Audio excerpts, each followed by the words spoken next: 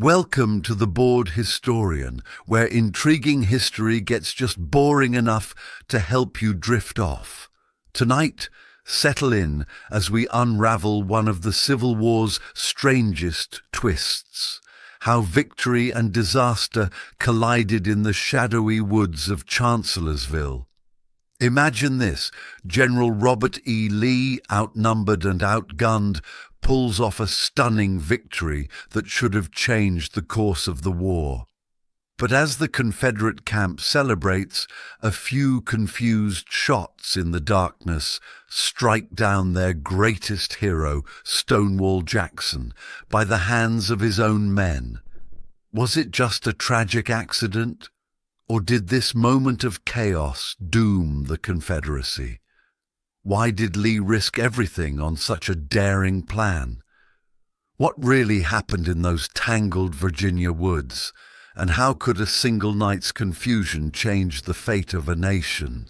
Get comfy, let your mind wander, and tell me in the comments where you're watching from. Don't forget to like and subscribe for more stories that are just boring enough to help you sleep, but just fascinating enough to keep you curious. Let's drift into the mystery of Chancellorsville together. In the spring of 1863, following the disastrous Union defeat at Fredericksburg in December 1862 and the subsequent ill-fated Mud March, President Abraham Lincoln once again sought new leadership for the beleaguered Army of the Potomac. Major General Ambrose E. Burnside was relieved of command, and Major General Joseph Hooker was appointed in his place.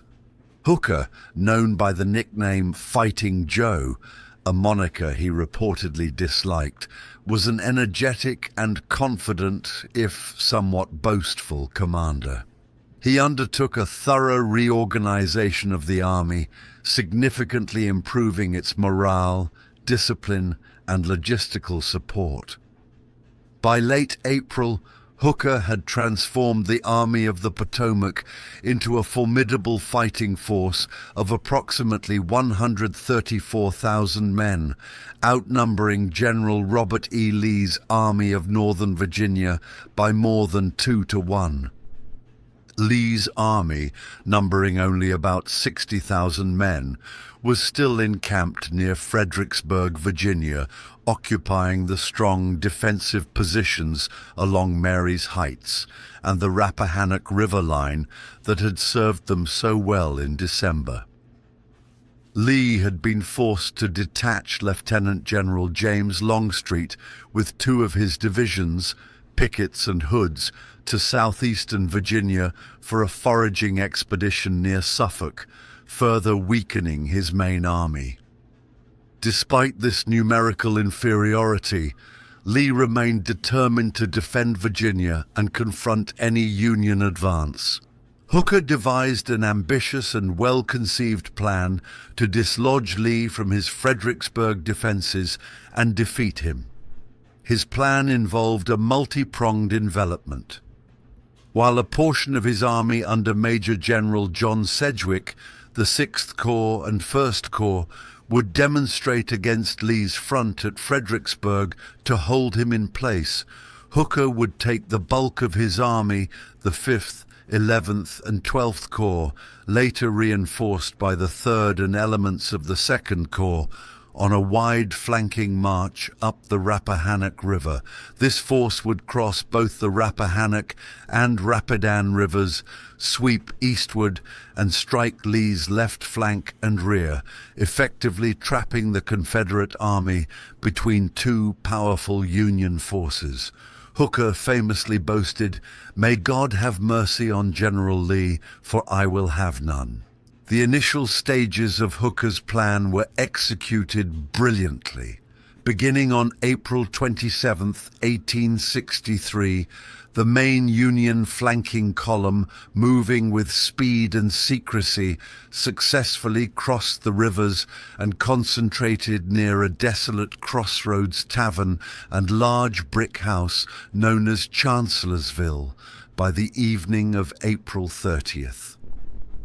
Chancellorsville was situated in a dense, tangled forest known as the Wilderness, an area of thick undergrowth, scrub pine, and confusing secondary roads that would prove difficult for maneuvering large bodies of troops and artillery. Hooker had successfully placed a large portion of his army on Lee's flank and rear. He was exultant, believing he had Lee trapped. Lee, initially uncertain of Hooker's main thrust, was alerted to the Union flanking maneuver by his superb cavalry commander, Major General J.E.B. Stuart. Realizing the grave danger to his army, Lee made one of the boldest and most audacious decisions of his military career.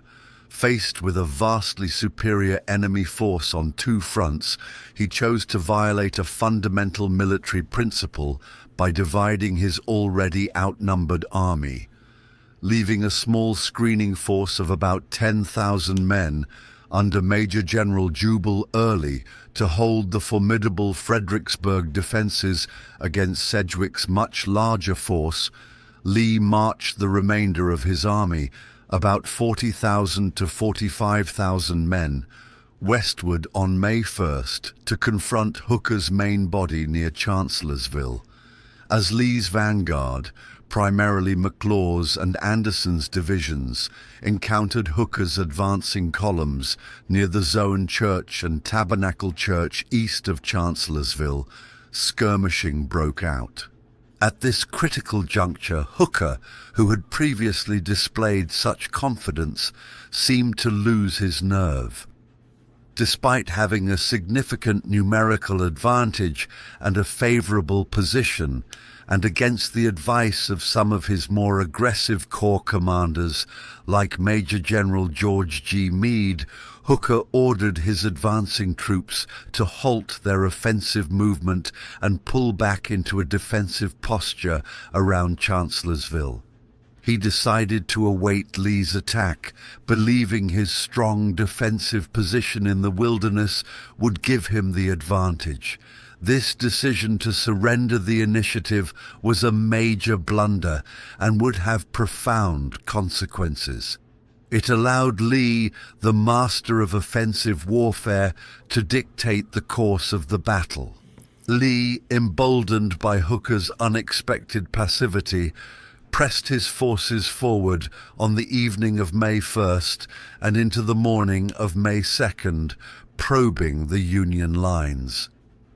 He and his most trusted subordinate, Lieutenant General Thomas J. Stonewall Jackson, then conceived an even more daring plan. Stuart's cavalry had discovered that Hooker's right flank, held by Major General Oliver O. Howard's 11th Corps, was in the air, unsecured and vulnerable to a flanking attack.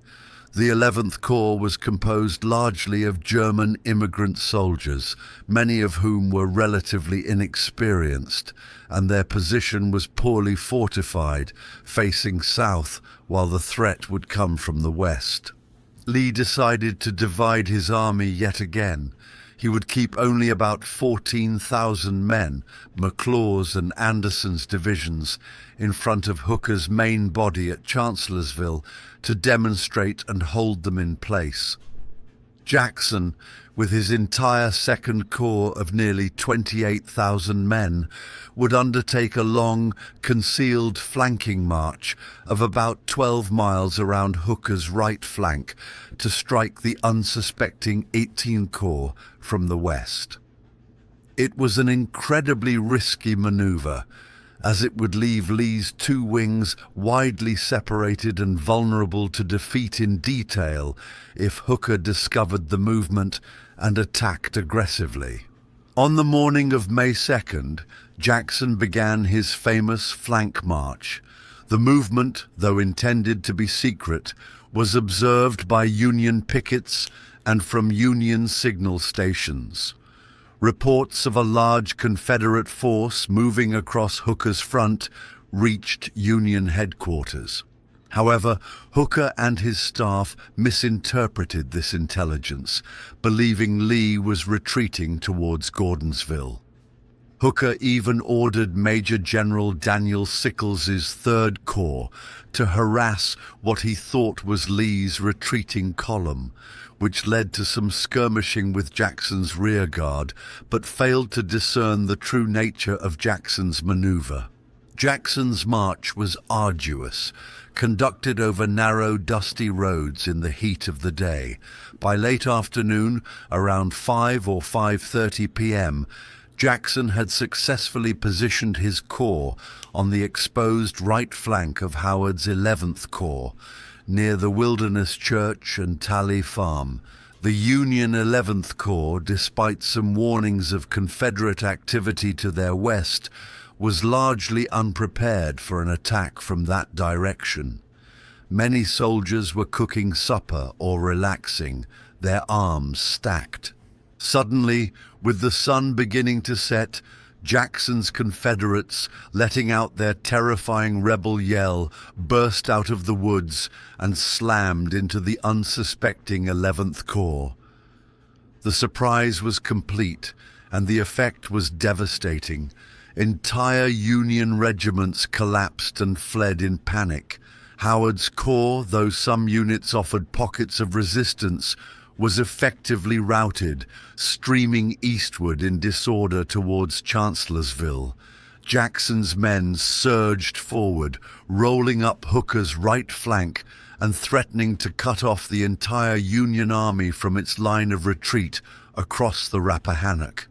The Confederate flanking attack was a stunning success, one of the most audacious and brilliantly executed maneuvers of the Civil War.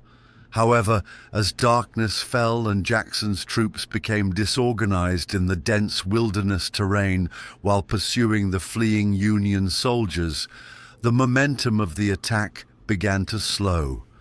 It was during this period of confusion and darkness, around 9 p.m. on May 2nd, that tragedy struck the Confederacy. Stonewall Jackson, while riding ahead of his lines with a group of staff officers to reconnoiter for a planned night attack, was mistakenly fired upon by his own men, pickets from the 18th North Carolina Infantry, who mistook his party for Union cavalry. Jackson was struck by 3 bullets, 2 in the left arm and 1 in the right hand. He was severely wounded and had to be carried from the field. His wounding at the height of his greatest triumph was a catastrophic blow to the Confederate war effort. Command of Jackson's corps temporarily devolved upon Major General A.P. Hill, who was also soon wounded, and then upon Brigadier General Robert Rhodes, and finally, on May 3rd, upon Major General J.E.B. Stuart, the cavalry commander, who, despite his lack of experience commanding infantry, would lead the corps with vigor. During the night, Hooker, who had been dazed when a cannonball struck a pillar of the Chancellorsville house against which he was leaning, struggled to re-establish his lines and contain the Confederate breakthrough. He pulled his army back into a more compact defensive perimeter around Chancellorsville. On May 3rd, Lee renewed his attacks, determined to reunite his 2 wings and crush Hooker's army. The fighting on this day was some of the most savage and desperate of the war. Stuart, now commanding Jackson's corps, launched a series of furious assaults against the Union positions around Chancellorsville, particularly at Hazel Grove, a key artillery position that commanded much of the battlefield. Lee, with McLaws and Anderson's divisions, attacked from the east. The Union Army, though fighting from strong defensive positions, was hard-pressed on 2 fronts. The battle for Hazel Grove was particularly critical. Union forces, after initially holding this high ground, were ordered by Hooker to abandon it, a decision that allowed Confederate artillery to occupy the position and pour a devastating, enfilading fire into the Union lines. The fighting around the Chancellorsville clearing and the Fairview Cemetery was intense and bloody, with both sides suffering horrendous casualties. By late morning, Lee's two wings had managed to link up, and Hooker's army was being steadily pushed back towards the Rappahannock River fords. Meanwhile, at Fredericksburg, Major General John Sedgwick, after much delay and prodding from Hooker, had finally launched an attack against Jubal Early's small Confederate force on Mary's Heights on the morning of May 3rd. After several costly assaults, Union troops finally managed to carry the same stone wall and heights that had been so impregnable in December. Sedgwick then began to advance westward along the Orange Plank Road towards Chancellorsville, intending to strike Lee's rear.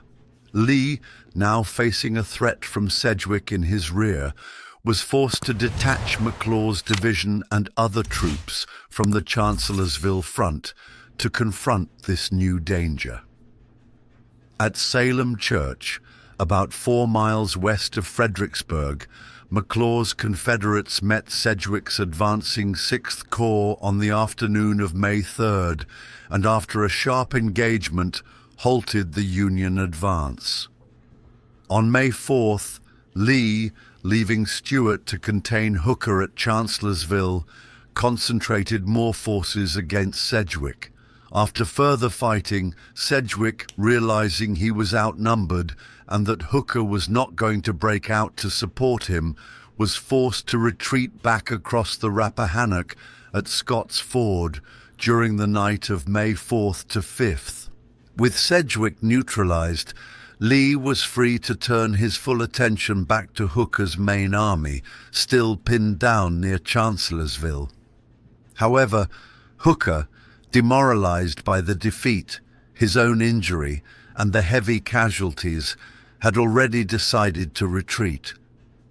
During the night of May 5th to 6th, under the cover of a storm, the Army of the Potomac withdrew back across the Rappahannock River, ending the Battle of Chancellorsville. Chancellorsville was a stunning Confederate victory, often considered Lee's tactical masterpiece. Against overwhelming odds, he had outmaneuvered and defeated a much larger Union army. However, the victory came at a terrible cost.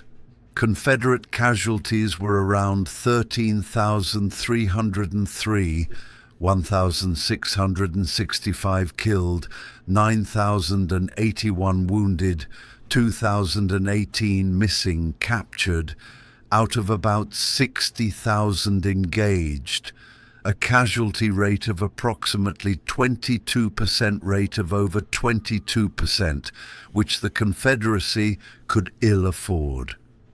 Union casualties were even higher in absolute numbers, around 17,287, 1,606 killed, 9,672 wounded, 5,919 missing, captured, out of about 134,000.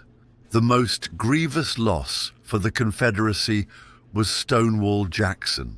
His left arm was amputated, and though he initially seemed to be recovering, he developed pneumonia and died on May 10th, 1863.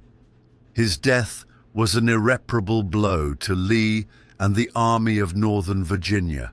Lee himself lamented, "He has lost his left arm, but I have lost my right." For the Union, Chancellorsville was another humiliating defeat. Hooker, who had begun the campaign with such high hopes and bold pronouncements, was thoroughly outgeneraled. His leadership came under severe criticism, and his reputation suffered immensely. The morale of the Army of the Potomac, which had been so high before the battle, once again plummeted. Despite the brilliance of Lee's victory, it did not fundamentally alter the strategic situation. The Union still possessed a massive advantage in manpower and resources. However, Chancellorsville did embolden Lee to undertake his second invasion of the North, which would lead to the Battle of Gettysburg a few months later. The Battle of Chancellorsville remains a classic example of audacious generalship, daring maneuver, and the critical importance of leadership on the battlefield. It also highlighted the brutal nature of warfare in the dense wilderness terrain, where command and control were exceedingly difficult, and the fighting was often confused and at close quarters. Lee's masterpiece had been achieved, but the price, especially the loss of Jackson, was almost too high to bear for the Confederacy. The city of Vicksburg, Mississippi, perched on high bluffs overlooking a hairpin bend in the Mississippi River, was a Confederate Gibraltar. Its strategic importance was immense. As long as Vicksburg remained in Confederate hands, it controlled a vital stretch of the Mississippi, preventing Union navigation and allowing communication and commerce between the Eastern Confederacy and its resource-rich trans-Mississippi states, Texas, Arkansas, and Louisiana. President Abraham Lincoln famously declared, "Vicksburg is the key.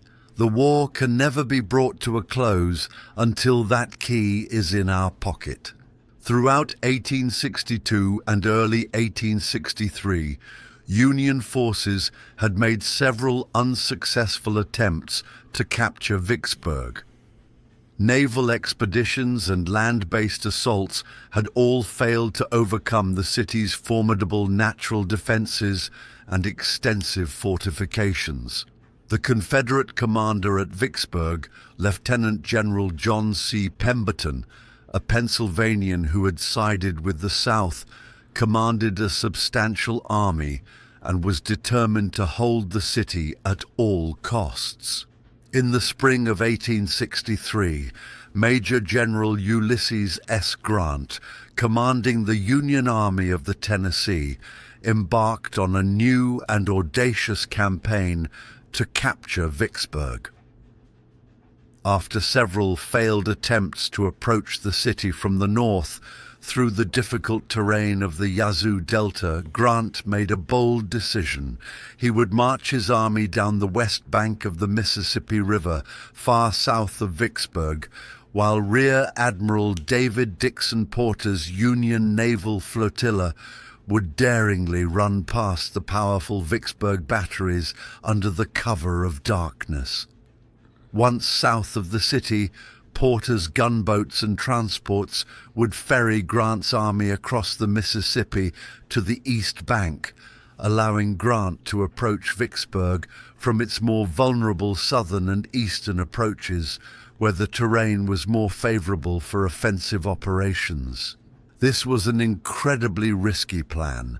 It involved cutting loose from his supply lines, operating deep in enemy territory, and relying on the success of Porter's dangerous naval run. Many, including some of Grant's own subordinates, doubted its feasibility. However, Grant, with his characteristic determination, pressed forward. On the night of April 16th, 1863, and again on April 22nd, Admiral Porter's flotilla successfully ran the gauntlet of the Vicksburg batteries. Despite heavy Confederate fire, which illuminated the night sky and turned the river into a scene of chaos, most of Porter's vessels made it past with relatively minor damage, a testament to the skill and bravery of the Union sailors. This naval success was crucial, providing Grant with the riverine transport he needed. Once his army was ferried across the Mississippi to Bruinsburg, Mississippi, south of Vicksburg, in late April, Grant launched one of the most brilliant campaigns of maneuver in military history. Living off the land and moving with remarkable speed, his army, numbering around 45,000 men, struck eastward, away from Vicksburg initially, to neutralize any Confederate forces that might threaten his rear or interfere with his operations against the city. In a series of swift and decisive battles fought in early to mid-May 1863, Grant's army defeated Confederate forces at Port Gibson, May 1st, Raymond, May 12th, Jackson, May 14th, where he captured the state capital and destroyed its rail lines and industrial capacity, and Champion Hill, May 16th. The Battle of Champion Hill was particularly critical as Grant inflicted a heavy defeat on Pemberton's main field army, forcing Pemberton to retreat westward back into the Vicksburg defenses. A final engagement at Big Black River Bridge on May 17th further shattered Pemberton's retreating forces. By May 18th, Grant's army had successfully driven Pemberton's Confederate army of Vicksburg, now numbering around 33,000 men, back into the formidable ring of fortifications surrounding the city. Vicksburg was effectively isolated, with Grant's army to its east and Porter's naval flotilla controlling the Mississippi River to its west. The siege of Vicksburg was about to begin. Grant, hoping to avoid a lengthy and costly siege, initially believed that the demoralized Confederate garrison might be quickly overwhelmed. On May 19th, he ordered a general assault against the Vicksburg defenses, primarily targeting the stockade Redan on the northeastern edge of the Confederate line. This assault, launched by Sherman's 15th Corps, was repulsed with heavy Union casualties. Undeterred, and perhaps underestimating the strength of the Confederate fortifications and the resolve of their defenders, Grant ordered a larger, more coordinated assault on May 22nd. Attacks were launched along a 3-mile front by Sherman's, McPherson's, and McClernand's corps. Despite incredible bravery and determination on the part of the Union soldiers, who faced a murderous hail of rifle and artillery fire from the well-entrenched Confederates, these assaults also failed, resulting in even heavier Union losses, over 3,000 casualties. Some Union troops managed to plant their colors on the Confederate parapets, but they could not break through. The bloody repulses of May 19th and May 22nd convinced Grant that Vicksburg could not be taken by direct assault without unacceptable losses. He reluctantly concluded that a regular siege was necessary. "I now determined upon a regular siege," he wrote, "to outcamp the enemy, as it were, and to incur no more losses." The Union army then settled in for a protracted siege. Engineers began constructing an elaborate system of trenches, approach saps, and artillery emplacements, gradually drawing a tight ring around the Confederate defenses. Union sharpshooters kept up a constant, harassing fire on the Confederate lines. Porter's gunboats on the Mississippi River joined in the bombardment, shelling the city and its defenses from the west. Inside Vicksburg, conditions for Pemberton's soldiers and the civilian population grew increasingly desperate as the siege wore on. Union artillery fire was relentless, day and night. Food supplies dwindled rapidly, rations were cut repeatedly, and the soldiers and civilians were soon reduced to eating mules, horses, dogs, cats, and even rats. Many civilians dug caves into the clay hillsides of Vicksburg to escape the constant shelling, earning the city the nickname prairie dog village. Disease, particularly scurvy, dysentery, and malaria, became rampant due to malnutrition and poor sanitation. The morale of the Confederate garrison, though initially high, began to erode under the combined pressures of starvation, disease, and the unceasing bombardment. Pemberton held out hope that Confederate General Joseph E. Johnston, who was attempting to assemble a relief force in central Mississippi, would be able to break the siege. However, Johnston, a cautious commander who felt his forces were too weak to confront Grant's larger and well-entrenched army, never launched a serious attempt to relieve Vicksburg. Grant, aware of Johnston's presence, had detached Sherman with a portion of his army to act as a covering force, effectively preventing Johnston from interfering with the siege. Throughout June, the Union siege lines drew ever closer to the Confederate defenses. Union soldiers dug approach trenches, saps, that zigzagged towards the enemy works, allowing them to get within yards of the Confederate forts. Mining operations were undertaken, with Union engineers tunneling under Confederate redans and forts to plant explosive charges. On June 25th, one such mine was detonated under the 3rd Louisiana Redan, creating a large crater and leading to a fierce, hand-to-hand struggle for control of the breach, but the Confederates managed to repulse the Union assault. Another mine was exploded on July 1st with similar results.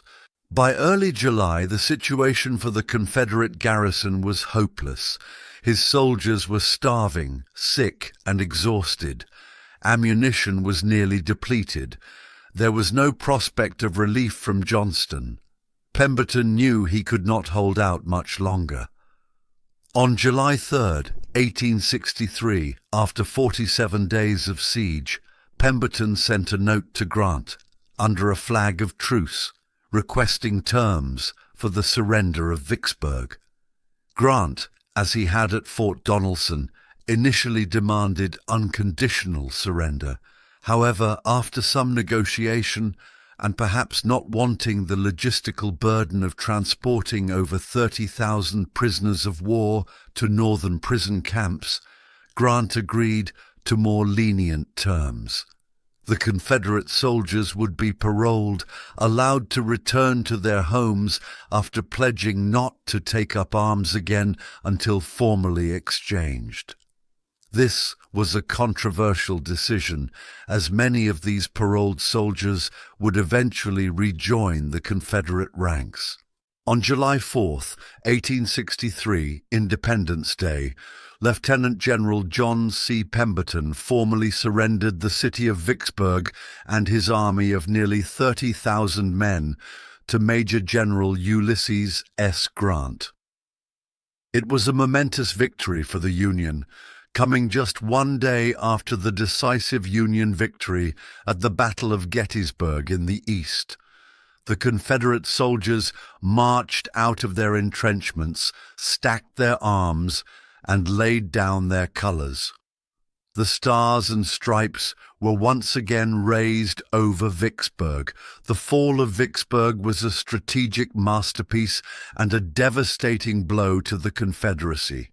It gave the Union complete control of the Mississippi River, effectively splitting the Confederacy in two and cutting off the trans-Mississippi states from the rest of the South. President Lincoln, upon hearing the news, declared, "The Father of Waters again goes unvexed to the sea." The Vicksburg campaign, culminating in the siege, showcased Ulysses S. Grant's military genius, his strategic vision, his operational daring, his logistical skill, and his relentless determination. It was a turning point in the Civil War, arguably as significant as Gettysburg. Union casualties during the Vicksburg campaign, from the crossing at Bruinsburg to the surrender, were around 10,142, 1,581 killed, 7,554 wounded, 1,007 missing captured. Confederate losses were much higher, estimated at around 9,091 killed and wounded during the campaign battles, plus the nearly 30,000 surrendered at Vicksburg, though many of these were sick or wounded. The capture of Vicksburg, along with the subsequent surrender of Port Hudson, Louisiana, a few days later, on July 9th, after hearing of Vicksburg's fall, secured the entire length of the Mississippi River for the Union. It was a major step towards the ultimate defeat of the Confederacy.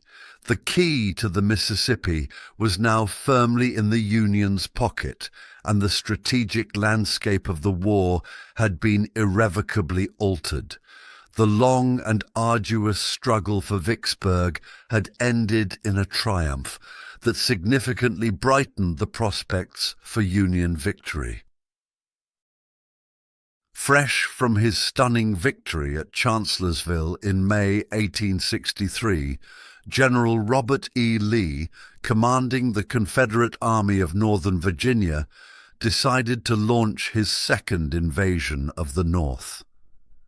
His objectives were manifold: to relieve pressure on war-torn Virginia by taking the fighting into Pennsylvania, to gather much-needed supplies, food, fodder, horses, and manufactured goods from the rich northern countryside, to disrupt Union war plans and potentially threaten major northern cities like Philadelphia, Baltimore, or even Washington, D.C., and most importantly, to win a decisive victory on northern soil that might demoralize the Union, strengthen the growing northern peace movement, and finally persuade Great Britain and France to grant diplomatic recognition and aid to the Confederacy.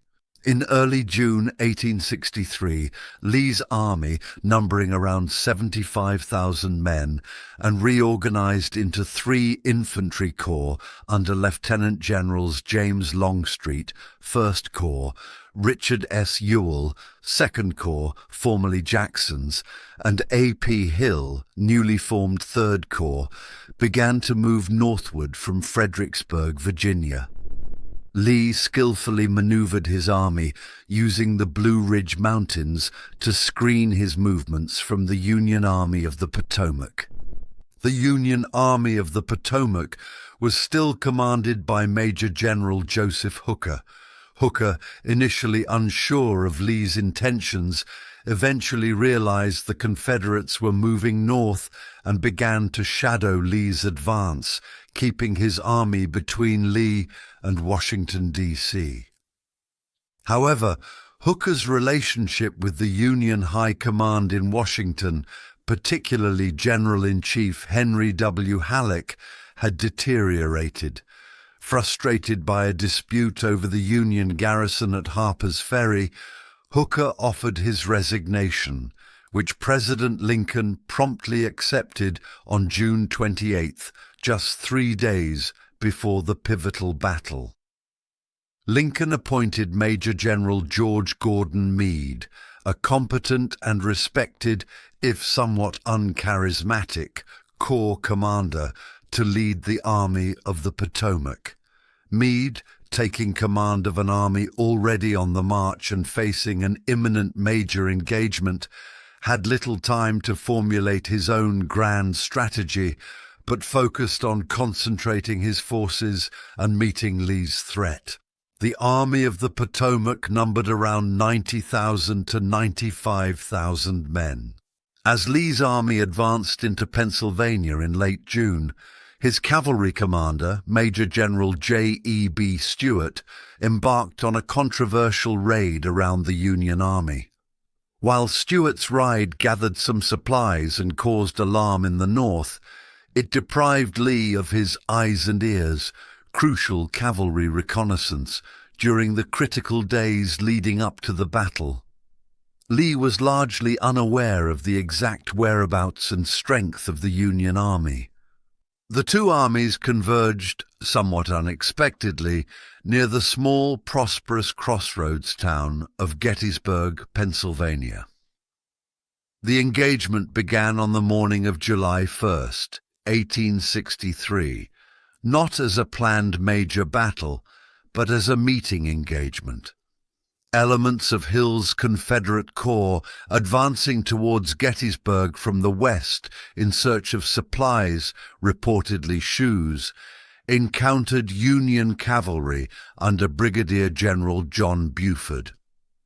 Buford, recognizing the strategic importance of the high ground south and east of Gettysburg, Cemetery Hill, Culp's Hill, and Cemetery Ridge, skillfully deployed his dismounted cavalrymen to delay the Confederate advance, buying precious time for Union infantry to arrive. Buford's troopers fought a stubborn delaying action against Heth's division of Hill's Corps along McPherson's Ridge and Hare Ridge west of town. Around mid-morning, the Union V Corps, commanded by Major General John F. Reynolds, began to arrive and relieve Buford's hard-pressed cavalry. Reynolds, one of the Union Army's most capable corps commanders, was killed by a Confederate sharpshooter shortly after deploying his troops, a significant loss for the Union. Command of the Third Corps devolved upon Major General Abner Doubleday. Throughout the morning and early afternoon of July 1st, the fighting west and north of Gettysburg intensified as more troops from both sides arrived on the field. Ewell's Confederate Corps approached from the north, striking the right flank of the Union Muck Corps and the newly arrived Union 11th Corps under Major General Oliver O. Howard, whose corps had been routed at Chancellorsville. The Union 11th Corps, positioned north of Gettysburg, was overwhelmed by Ewell's assault and collapsed, retreating in disorder through the streets of Gettysburg to Cemetery Hill, south of the town. The Union First Corps, though fighting valiantly, was also outflanked and forced to fall back to Cemetery Hill and Culp's Hill. By late afternoon on July 1st, the Confederates had achieved a significant tactical victory. They had driven 2 Union corps from the field and captured the town of Gettysburg. However, the Union Army had managed to secure the strong defensive positions on Cemetery Hill, Culp's Hill, and the northern end of Cemetery Ridge. General Lee arrived on the field in the afternoon and, seeing the Union forces rallying on the high ground, instructed General Ewell to take Cemetery Hill if practicable. Ewell, however, hesitated, concerned about the strength of the Union position and the condition of his own troops after a long day's march and fight. He chose not to launch an immediate assault. This decision not to press the attack on the evening of July 1st is considered by many historians to be one of the major Confederate missed opportunities of the battle. During the night of July 1st and into July 2nd, the remainder of both armies converged on Gettysburg. General Meade arrived on the field after midnight, and after assessing the situation, decided to fight a defensive battle on the strong ground secured by his advance corps. The Union line took the shape of a fishhook running from Culp's Hill on the right, east, southward along Cemetery Hill and Cemetery Ridge, and then angling westward towards a rocky hill known as Little Round Top on the Union left. Lee's plan for July 2nd was to launch a series of coordinated assaults against both Union flanks. Longstreet's First Corps was to attack the Union left flank, aiming to roll it up along Cemetery Ridge. Ewell's Second Corps was to demonstrate against Culp's Hill and Cemetery Hill on the Union right, and then launch a full-scale assault if an opportunity presented itself.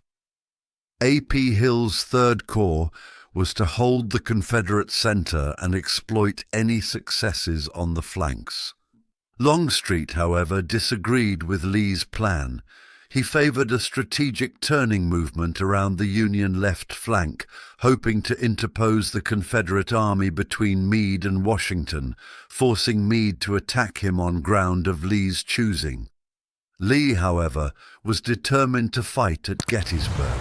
Longstreet's attack on the Union left was delayed for several hours due to a long, circuitous countermarch to avoid detection and difficulties in getting his divisions into position. These delays gave Meade more time to strengthen his left flank.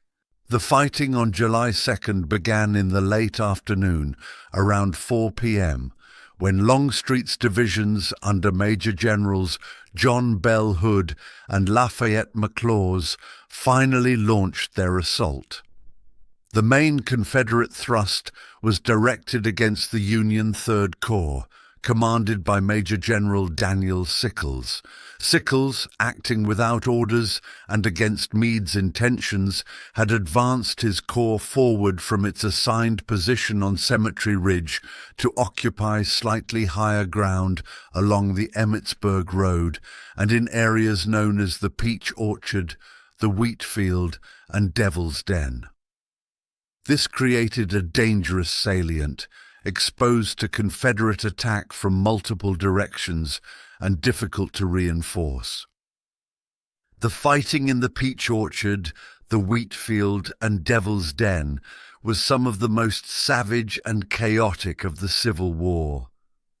Control of these key terrain features swayed back and forth as both sides poured in reinforcements. Hood's division, including his famous Texas Brigade, made a desperate attempt to capture Little Round Top, a key hill on the extreme Union left that, if taken, would have allowed Confederate artillery to enfilade much of the Union line on Cemetery Ridge.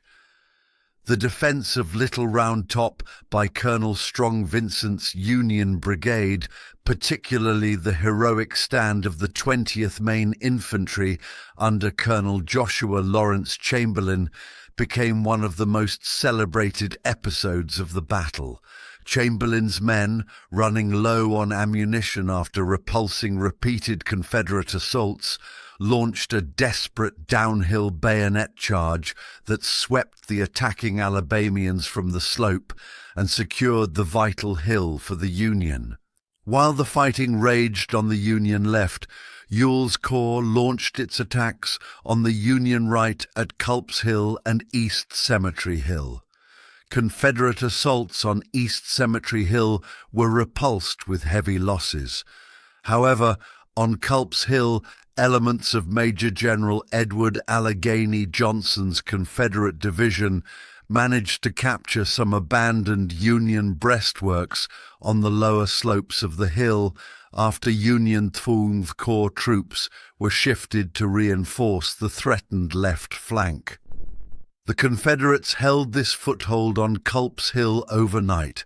The second day's fighting was incredibly bloody and largely inconclusive. The Confederates had made some gains, but had failed to achieve a decisive breakthrough on either flank.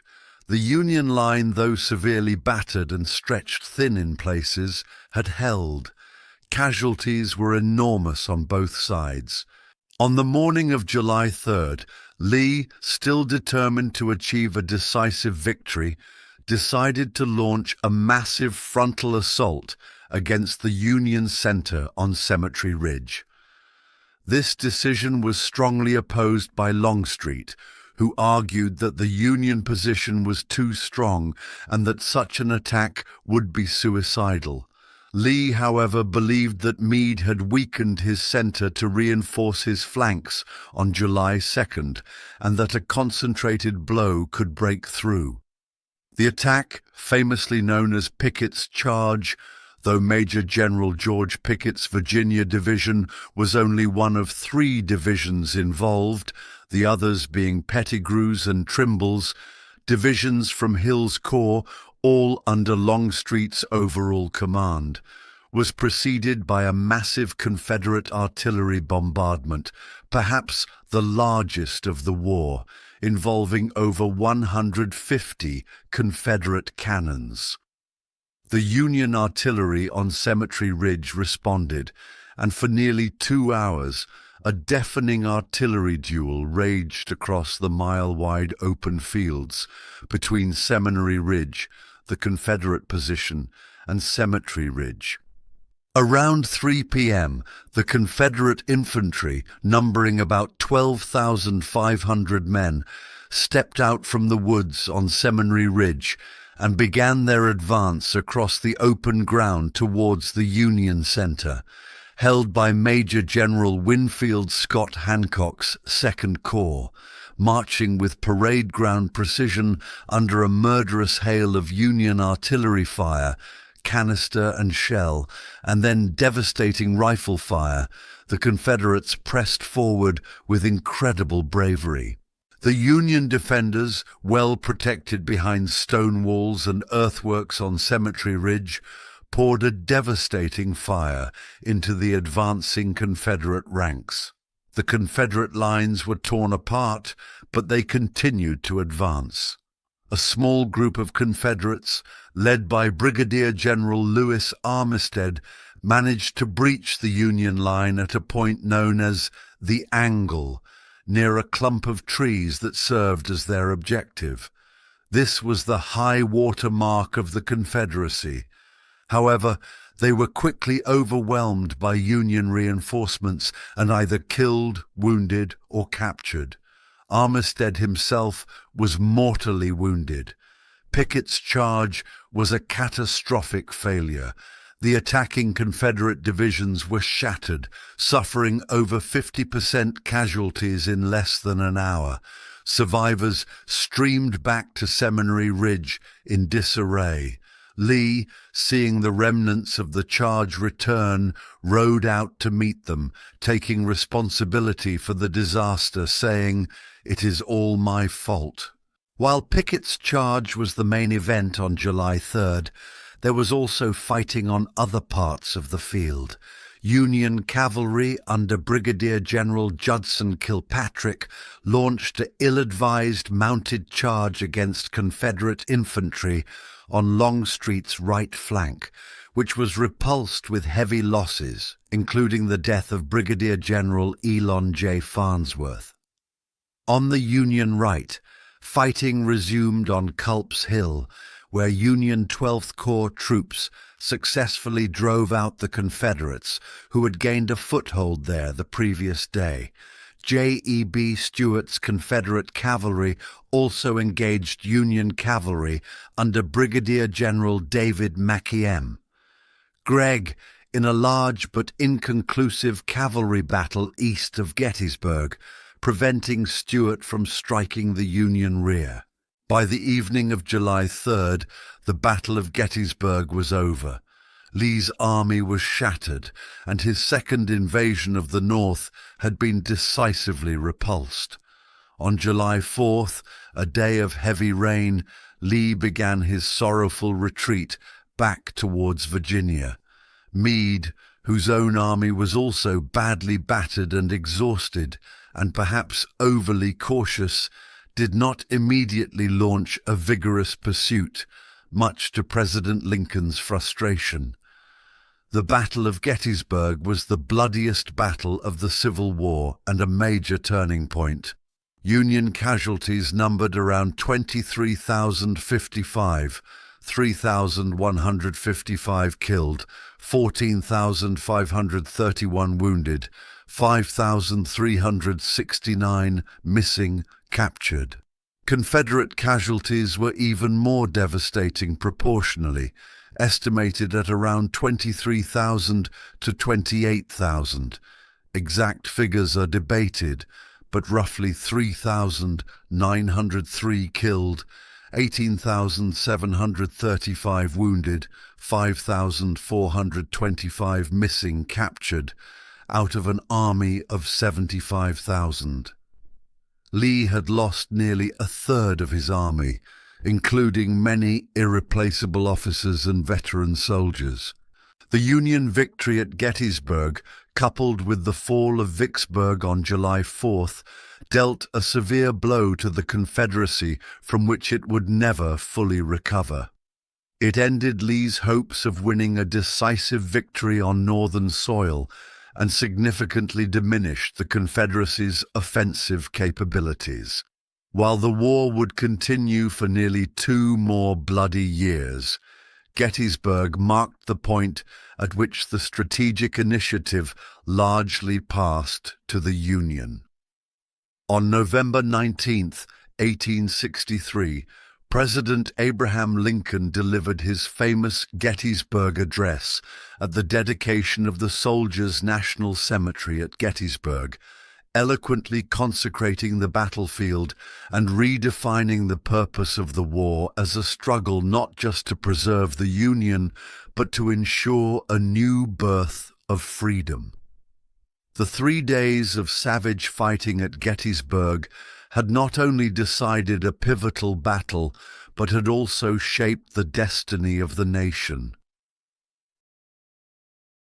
Following the significant Union victories at Gettysburg and Vicksburg in July 1863, the strategic focus in the Western Theater shifted to southeastern Tennessee and northern Georgia. Major General William S. Rosecrans's Union Army of the Cumberland, after its hard-won victory at Stones River, had successfully maneuvered General Braxton Bragg's Confederate Army of Tennessee out of Middle Tennessee during the Tullahoma Campaign in late June and early July 1863. Rosecrans then set his sights on capturing the vital rail hub and strategic city of Chattanooga, Tennessee, often called the gateway to the Deep South. Chattanooga, nestled along the Tennessee River and surrounded by mountains like Lookout Mountain and Missionary Ridge, was a critical transportation center linking Richmond with the Western Confederacy. Its capture would sever important Confederate rail lines and open the way for a Union advance into Georgia. In mid-August 1863, Rosecrans began his offensive against Chattanooga. Instead of a direct assault, he opted for a brilliant campaign of maneuver. He sent elements of his army on wide flanking movements south of Chattanooga, crossing the Tennessee River and the rugged mountain ranges, Lookout Mountain, Sand Mountain, Raccoon Mountain, to threaten Bragg's supply lines running south from the city. Bragg, outnumbered and outmaneuvered, was forced to abandon Chattanooga without a major fight, withdrawing his army southward into northern Georgia around September 7th to 8th.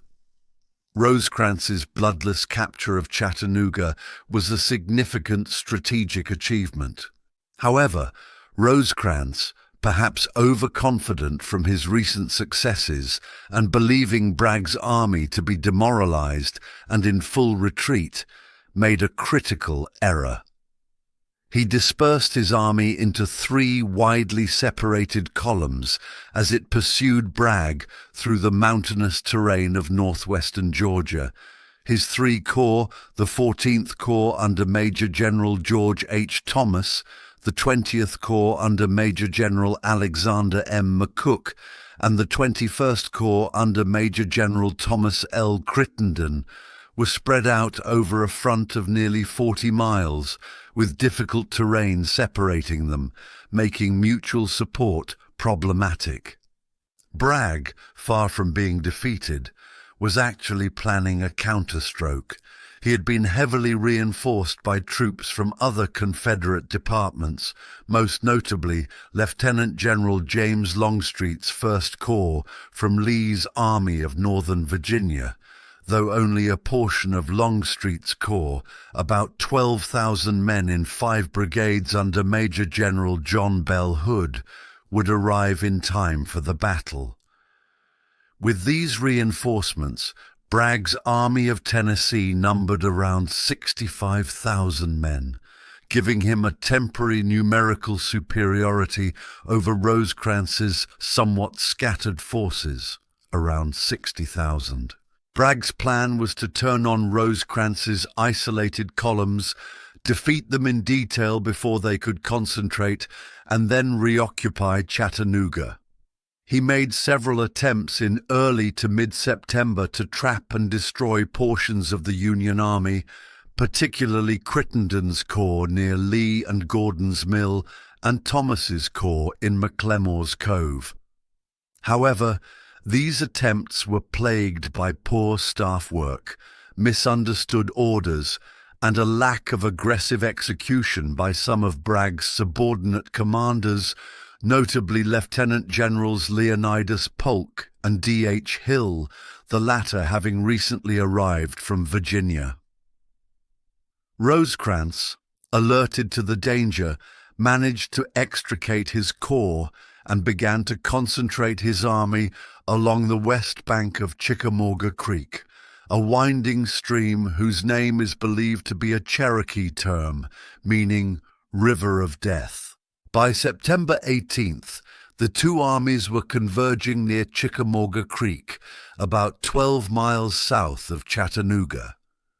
The terrain was densely wooded, with thick undergrowth and few clearings, making command and control extremely difficult.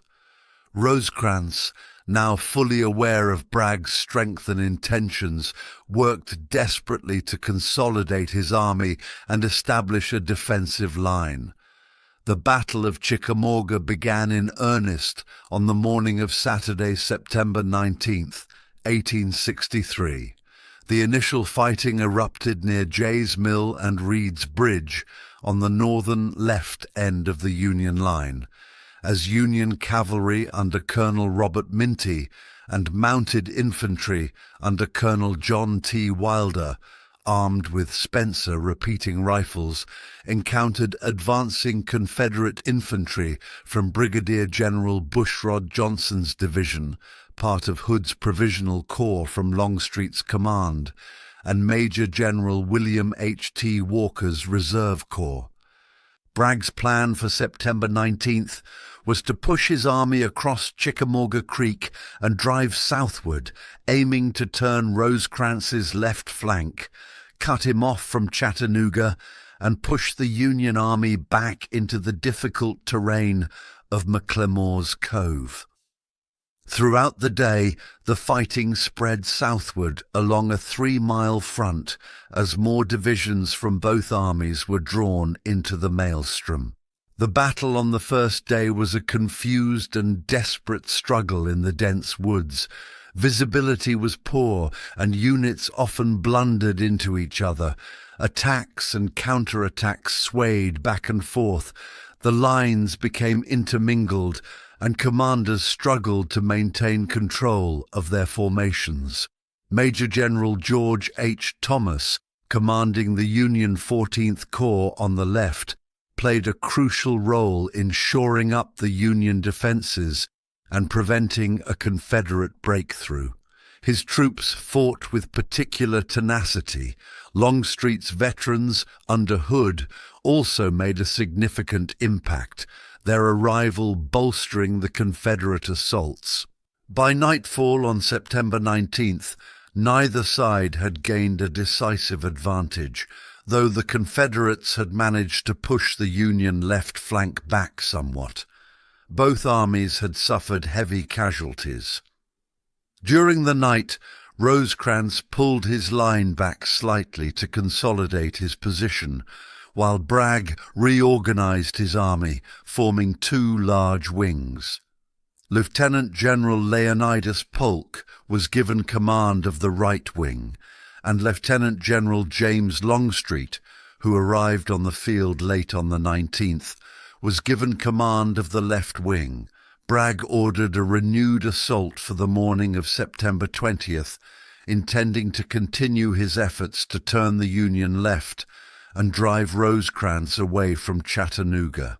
The Confederate attack on Sunday, September 20th, was supposed to begin at dawn with Polk's wing, but it was delayed for several hours due to misunderstood orders and Polk's slowness in getting his divisions into position. This delay gave Rosecrans more time to strengthen his defenses, particularly on Thomas's front. Around 9:30 a.m., Polk's wing, primarily D.H. Hill's and Breckinridge's divisions, finally launched its assault against Thomas's entrenched 14th Corps on the Union left near Kelly Field. Thomas's men, well protected by log breastworks, repulsed repeated Confederate attacks with heavy losses to the attackers. The fighting on this part of the field was intense and sustained, with Thomas earning his famous nickname the Rock of Chickamauga for his steadfast defense. While Polk's attacks were being bloodily repulsed on the Union left, a critical and disastrous event unfolded in the Union center right. Around 11 a.m., Rosecrans received a mistaken report that a gap had opened in his line. Without adequate reconnaissance, he ordered Brigadier General Thomas J. Wood's division to move from its position in the line to fill this supposed gap. Wood, though questioning the order as there was no actual gap and moving his division would create one, felt compelled to obey. As Wood's division pulled out of the line, it created a quarter-mile wide breach directly in the path of Longstreet's massive assault column, which was just then advancing. Longstreet, with 8 brigades massed in a deep column of attack, Hood's, Johnson's, and Hindman's divisions, struck the Union line at precisely this weakened point near the Brotherton Farm. The Confederate breakthrough was swift and devastating. Longstreet's veterans poured through the gap, shattering the Union right wing, McCook's 20th Corps, and part of Crittenden's 21st Corps. Entire Union divisions collapsed and fled in panic towards McFarland's Gap and Rossville, seeking safety in Chattanooga. Rosecrans himself, along with McCook, Crittenden, and other senior officers, were caught up in the rout and swept from the field. The Union Army seemed on the verge of complete disintegration. However, on the Union left, Major General George H. Thomas, unaware of the disaster on the right, continued to hold his position against Polk's assaults.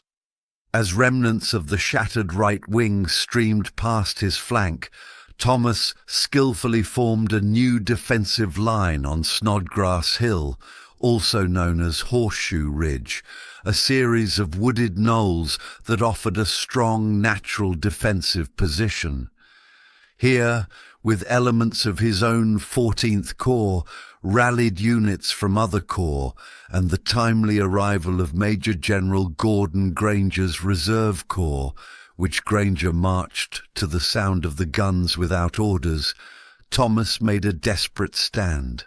For the remainder of the afternoon, Thomas and his forlorn hope on Snodgrass Hill repulsed repeated and furious Confederate assaults launched by Longstreet's victorious troops. The fighting was incredibly savage, often at close range, with both sides suffering horrendous casualties. Thomas's determined defense prevented a complete Union rout and saved the Army of the Cumberland from annihilation. His heroic stand earned him enduring fame as the Rock of Chickamauga. As darkness fell on September 20th, Thomas, under orders from Rosecrans, who had reached Chattanooga and was attempting to reorganize the remnants of the army, began to withdraw his exhausted but unbroken command from Snodgrass Hill. The Confederates, though they now held the battlefield, were also disorganized and had suffered heavily. They were in no condition to mount an effective pursuit that night. The Battle of Chickamauga was a decisive Confederate tactical victory, one of the few major Confederate victories in the Western theater. Bragg had successfully driven Rosecrans's army from the field and inflicted heavy casualties.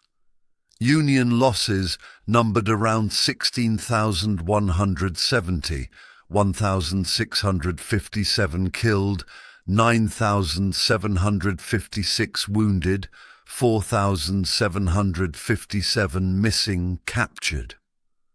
Confederate casualties were also enormous, around 18,454, 2,312 killed, 14,674 wounded, 1,468 missing, captured.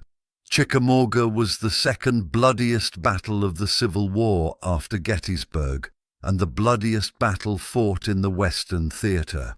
However, Bragg failed to capitalize on his victory. He did not vigorously pursue the retreating Union army or attempt to recapture Chattanooga immediately. Instead, he allowed Rosecrans's battered Army of the Cumberland to retreat into the defenses of Chattanooga, which Bragg then proceeded to besiege. This failure to achieve a more decisive strategic result after such a bloody victory would lead to further criticism of Bragg's leadership. The Battle of Chickamauga had several significant consequences. It was a severe blow to Union morale and led to a command shake-up in the West. Rosecrans was relieved of command of the Army of the Cumberland and replaced by George H. Thomas, though Grant would soon arrive to take overall command of Union forces at Chattanooga. McCook and Crittenden were also relieved of their corps commands. For the Confederacy, Chickamauga was a much-needed victory after the defeats at Gettysburg and Vicksburg. It temporarily halted the Union advance into Georgia and boosted Southern morale. However, the victory came at a terrible cost in manpower, which the Confederacy could ill afford. The internal dissension within the Confederate High Command, particularly between Bragg and his subordinate generals, including Longstreet, Polk, and D.H. Hill, also intensified after the battle, undermining the effectiveness of the Army of Tennessee. The River of Death had lived up to its name. The dense woods and tangled thickets of Chickamauga had witnessed some of the most brutal and confused fighting of the Civil War. While a Confederate victory on the field, it set the stage for the subsequent Chattanooga campaign, where Union forces under Grant would reverse the setback and achieve a decisive victory that would further solidify Union control in the West and open the gateway to the heart of the Confederacy. The Confederate victory at the Battle of Chickamauga in September 1863, though costly, had left General Braxton Bragg's Army of Tennessee in a dominant position. Major General William S. Rosecrans's Union Army of the Cumberland had retreated into the defenses of Chattanooga, Tennessee. Bragg, instead of launching an immediate pursuit or attempting to retake the city by storm, chose to besiege it. His Confederate forces occupied the high ground surrounding Chattanooga, Lookout Mountain to the southwest, Missionary Ridge to the east, and Raccoon Mountain to the west, effectively cutting off most of Rosecrans's supply lines. Inside Chattanooga, the situation for the Union Army quickly became desperate. Supplies dwindled and rations were severely cut. Horses and mules began to die of starvation, crippling the Army's transportation and artillery. the only tenuous supply route, a difficult and roundabout 60-mile wagon road over Walden's Ridge, was inadequate and vulnerable to Confederate cavalry raids. The Army of the Cumberland was effectively trapped and facing starvation or surrender. This precarious supply line became known as the Cracker Line, as hardtack crackers were a principal, if meager, item of subsistence. The crisis at Chattanooga prompted swift action from Washington. Major General Ulysses S. Grant, the hero of Vicksburg, was appointed to overall command of Union forces in the West, the newly created military division of the Mississippi. He immediately relieved Rosecrans of command of the Army of the Cumberland, replacing him with Major General George H. Thomas, the Rock of Chickamauga, whose steadfast defense had saved the army from annihilation. Grant himself hastened to Chattanooga, arriving on October 23, 1863, to take personal charge of the situation. He famously remarked upon seeing the dire state of affairs, "The problem is to get supplies." Grant's first priority was to open a reliable supply line to the besieged army. Working with Chief Engineer Brigadier General William F. Baldy Smith, a plan was quickly implemented to establish a shorter, more secure route. This involved seizing key river crossings and terrain features west of Lookout Mountain. On the night of October 26th to 27th, Union forces successfully executed a surprise amphibious landing at Brown's Ferry on the Tennessee River west of Lookout Mountain.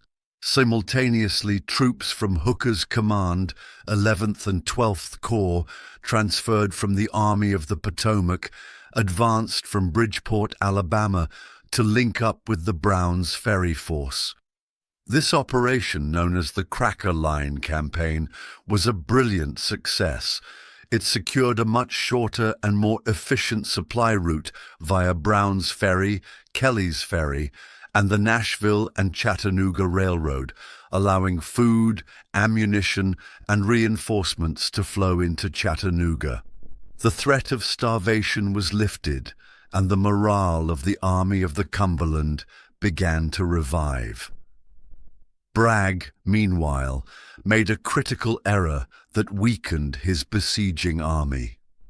In early November, under pressure from Confederate President Jefferson Davis, who had visited Bragg's headquarters and was aware of the deep dissatisfaction among Bragg's subordinate generals, Bragg detached Lieutenant General James Longstreet with his corps of about 15,000 men and sent him on an independent expedition to recapture Knoxville, Tennessee, from Union forces under Major General Ambrose Burnside. This significantly reduced Bragg's strength around Chattanooga, just as Grant was preparing to take the offensive. With the supply line open and reinforcements arriving, including Major General William T. Sherman's Army of the Tennessee from Vicksburg, Grant now had a formidable force of nearly 60,000 men at Chattanooga. He planned a multi-pronged offensive to break Bragg's siege and drive the Confederates from their commanding positions on Lookout Mountain and Missionary Ridge. Grant's plan, developed in mid-November, involved three main components. Sherman, with 4 divisions, was to cross the Tennessee River north of Chattanooga near the mouth of Chickamauga Creek and attack the northern right flank of the Confederate line on Missionary Ridge. This was intended to be the main Union effort. Thomas, with the Army of the Cumberland, was to demonstrate against the Confederate center along Missionary Ridge and then advance to seize the rifle pits at the base of the ridge if Sherman's attack on the flank proved successful. Hooker, with his command, now primarily Geary's division of the 12th Corps and Osterhaus's division of the 15th Corps, was to attack Lookout Mountain from the west, clear it of Confederate defenders, and then move to threaten Bragg's left flank and rear. The offensive began on November 23, 1863. Thomas's Army of the Cumberland launched a reconnaissance in force against the Confederate center, capturing a prominent knoll known as Orchard Knob, which provided a good artillery platform for the Union. This initial success demonstrated the revived fighting spirit of Thomas's men. Battle of Lookout Mountain, November 24, 1863. On November 24th, Hooker's command launched its assault on Lookout Mountain. The Confederate force on the mountain, primarily Stevenson's division, was relatively small, as Bragg had considered the rugged western slopes too difficult for a major Union attack. Hooker's men advanced through a thick fog and mist that shrouded the mountainside, earning the engagement the nickname, the Battle Above the Clouds. The Union troops, fighting their way up the steep, rocky slopes, steadily pushed back the outnumbered Confederate defenders. The fighting was often at close range, with soldiers using boulders and trees for cover. By late afternoon, Hooker's men had reached the bench of the mountain just below the summit, effectively cutting off the Confederate line of retreat. During the night, the remaining Confederate forces on Lookout Mountain withdrew, abandoning the Gibraltar of the South. The next morning, the Stars and Stripes were dramatically raised on the summit of Lookout Mountain, visible to both armies. While tactically impressive, the fight for Lookout Mountain was a secondary part of Grant's overall plan, but its symbolic impact was significant. Battle of Missionary Ridge, November 25, 1863. The main event of the Chattanooga campaign occurred on November 25th with the assault on Missionary Ridge. Sherman's attack on the Confederate right flank at Tunnel Hill, which was supposed to be the primary Union effort, began in the morning. However, Sherman encountered unexpectedly strong resistance from Major General Patrick Cleburne's veteran Confederate division, which occupied a well-fortified position. Despite repeated assaults, Sherman's troops were unable to break Cleburne's line and suffered heavy casualties. Sherman's attack stalled, failing to achieve its objective of turning the Confederate flank. With Sherman's attack making little headway, Grant ordered Thomas's Army of the Cumberland in the center to advance and seize the Confederate rifle pits at the base of Missionary Ridge, hoping this would relieve some of the pressure on Sherman. Around 3 p.m., 4 divisions of Thomas's army, over 23,000 men arrayed in a magnificent line nearly 2 miles long, moved forward. The Confederate defensive line on Missionary Ridge was formidable but flawed. Bragg had deployed his troops in 3 lines, one at the base of the ridge, another part way up the slope, and a third along the crest. This dispersal of forces meant that no single line was particularly strong, and the troops on the crest often had difficulty firing effectively at attackers on the steep slope below without hitting their own men in the lower lines. Thomas's men, eager to redeem themselves after the defeat at Chickamauga, and perhaps resentful of being given what seemed like a secondary role, charged forward with incredible elan. They quickly overran the Confederate rifle pits at the base of the ridge. Once there, however, they found themselves under a punishing fire from the Confederate lines further up the slope and on the crest. Without orders to advance further, but unwilling to remain in their exposed position or retreat under fire, the Union soldiers, in one of the most remarkable and spontaneous actions of the Civil War, began to surge upward towards the crest of Missionary Ridge. Regimental commanders, seeing their men advance, ordered them forward. Division and corps commanders, including Thomas and Granger, watched in astonishment as their troops, seemingly on their own initiative, scaled the steep, rugged slopes of the ridge under a hail of Confederate fire. The advance was disorganized but relentless. The Confederate defenders on the crest, caught by surprise by this unexpected mass assault, and perhaps demoralized by the apparent weakness of their defensive positions, began to waver. In several places, the Union troops reached the crest, broke through the Confederate line, and sent Bragg's army reeling in retreat. The Confederate center on Missionary Ridge had collapsed. Bragg himself was nearly captured as he tried to rally his fleeing troops. The Confederate artillery on the ridge was overrun and captured. The victory for the Union was sudden, dramatic, and complete. By late afternoon, Missionary Ridge was in Union hands, and Bragg's army was in full retreat southward towards Dalton, Georgia. The battles of Lookout Mountain and Missionary Ridge, collectively known as the Battle of Chattanooga, resulted in a decisive Union victory. Union casualties for the entire Chattanooga campaign, November 23rd to 25th, were around 5,824, 753 killed, 4,722 wounded, 349 missing, captured. Confederate losses were approximately 6,667, 361 killed, 2,160 wounded, 4,146 missing, captured, with a large number of prisoners taken during the rout on Missionary Ridge.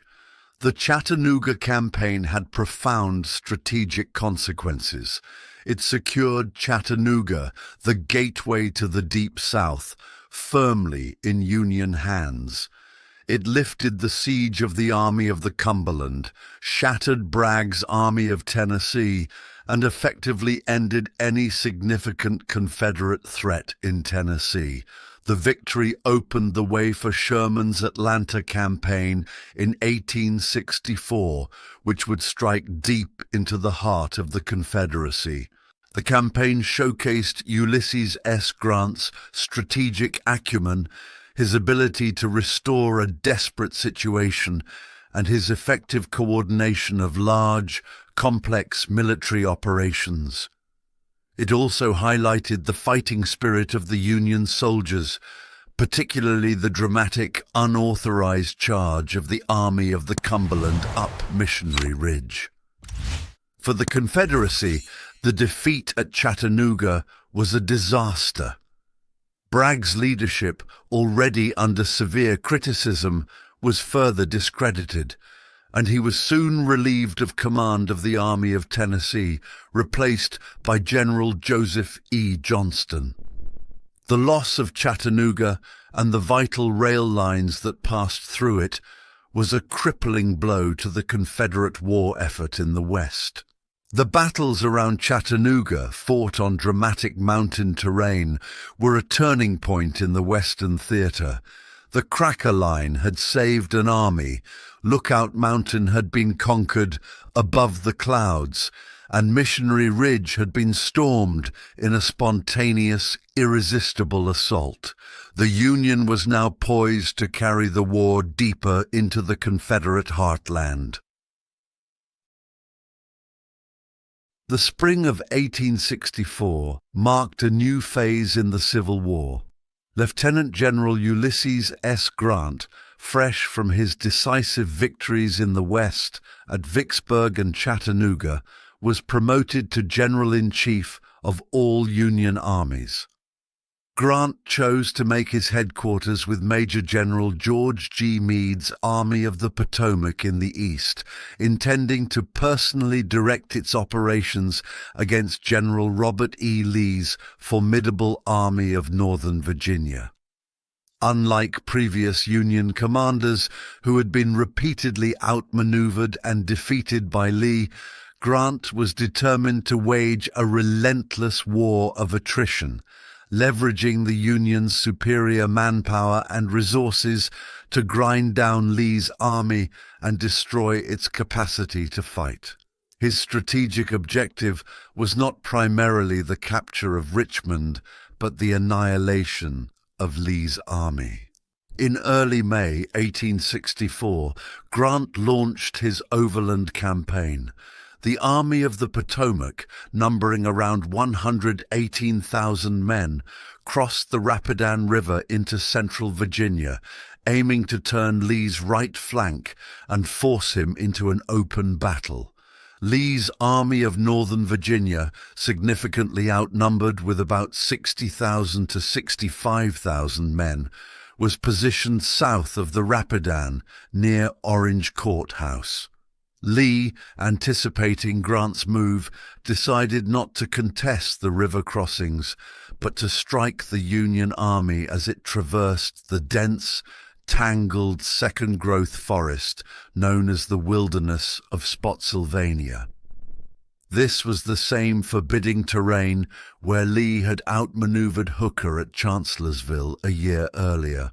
The wilderness, with its thick undergrowth, confusing network of narrow roads, and limited visibility, would largely negate the Union Army's numerical superiority and its advantage in artillery, making it an ideal battleground for Lee's smaller, more agile force. On May 4, 1864, Grant's army, organized into three main infantry corps, 2nd Corps under Major General Winfield Scott Hancock, 5th Corps under Major General Gouverneur K. Warren, and the 6th Corps under Major General John Sedgwick, along with Major General Ambrose Burnside's independent 9th Corps, began its advance southward into the wilderness. As the Union columns moved along the Germanna Plank Road and the Orange Turnpike, Lee reacted swiftly. He ordered his 2nd Corps under Lieutenant General Richard S. Ewell to advance eastward along the Orange Turnpike, and his 3rd Corps under Lieutenant General A. P. Hill to advance along the parallel Orange Plank Road to the south, aiming to strike Grant's army in flank as it marched. Lieutenant General James Longstreet's 1st Corps, which was further away, was ordered to march rapidly to join the engagement. The Battle of the Wilderness began in earnest on the morning of May 5th. Warren's 5 Corps, advancing along the Orange Turnpike, encountered Ewell's Confederates near Saunders Field. Fierce fighting erupted as both sides fed reinforcements into the struggle. The dense woods made command and control extremely difficult, and the battle quickly devolved into a series of confused close-quarters engagements. Artillery was largely ineffective due to the limited fields of fire. Further south, along the Orange Plank Road, A. P. Hill's corps clashed with elements of Getty's division, 6th Corps, and Hancock's 2nd Corps.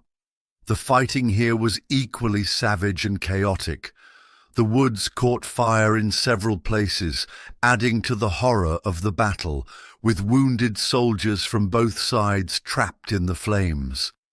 Visibility was often reduced to a few yards by the dense smoke and thick undergrowth. Soldiers fought desperately, often relying on the sound of gunfire to locate the enemy. Throughout May 5th, the battle raged with unrelenting ferocity. Grant, unlike previous Union commanders who might have recoiled after such a brutal initial engagement, remained determined to press the fight. He ordered renewed attacks, hoping to overwhelm Lee's outnumbered forces. Lee, equally resolute, skillfully shifted his limited reserves to meet Union threats. By nightfall, neither side had gained a decisive advantage, but both had suffered heavy casualties. The lines were often intermingled, and soldiers slept on their arms, expecting the battle to resume at dawn. On the morning of May 6th, Grant renewed his assaults. Hancock's Second Corps launched a powerful attack along the Orange Plank Road, initially driving back A.P. Hill's exhausted and disorganized corps. For a time, it appeared that Hill's line might break completely. However, at a critical moment, Longstreet's First Corps, after a grueling forced march, began to arrive on the field. Longstreet's veterans, spearheaded by Brigadier General John Gregg's Texas Brigade, slammed into Hancock's advancing flank, halting the Union momentum and stabilizing the Confederate line. The Texas Brigade suffered horrific casualties in this counterattack, but their sacrifice saved Hill's corps from destruction. Longstreet then organized a powerful counterattack, using an unfinished railroad bed to launch a surprise assault on Hancock's left flank. This attack, similar to Jackson's famous flank attack at Chancellorsville, rolled up a portion of the Union line and threatened to unravel Hancock's entire corps. However, the Confederate success was cut short by a tragic accident. Around noon, Longstreet, while riding ahead of his lines with several officers, including Brigadier General Micah Jenkins, was mistakenly fired upon by his own men in the confusing Smoky Woods. Longstreet was severely wounded in the neck and shoulder. Jenkins was killed. The wounding of Longstreet, Lee's old war horse, at a moment of potential triumph, disrupted the Confederate command and blunted the momentum of their counterattack. Command of Longstreet's corps temporarily devolved upon Major General Charles W. Field. While the fighting raged on the Orange Plank Road, Ewell's corps on the Confederate left, Union right, also faced renewed Union attacks from Warren's 5th Corps and Sedgwick's 6th Corps. Later in the day, Brigadier General John B. Gordon of Ewell's corps discovered that the extreme right flank of Sedgwick's 6th Corps was in the air and vulnerable. Gordon launched a surprise flank attack late in the afternoon, which caused considerable panic and confusion in the Union ranks, capturing 2 Union brigade commanders, Brigadier Generals Truman Seymour and Alexander Shaler, and several hundred prisoners. However, darkness and the difficult terrain prevented Gordon from fully exploiting his success. By the end of May 6th, 2 days of horrific, unrelenting combat had produced no decisive tactical result. The wilderness had become a slaughterhouse. The dense woods were filled with the dead and wounded, many of whom perished in the fires that swept through the underbrush. Casualties were staggering on both sides.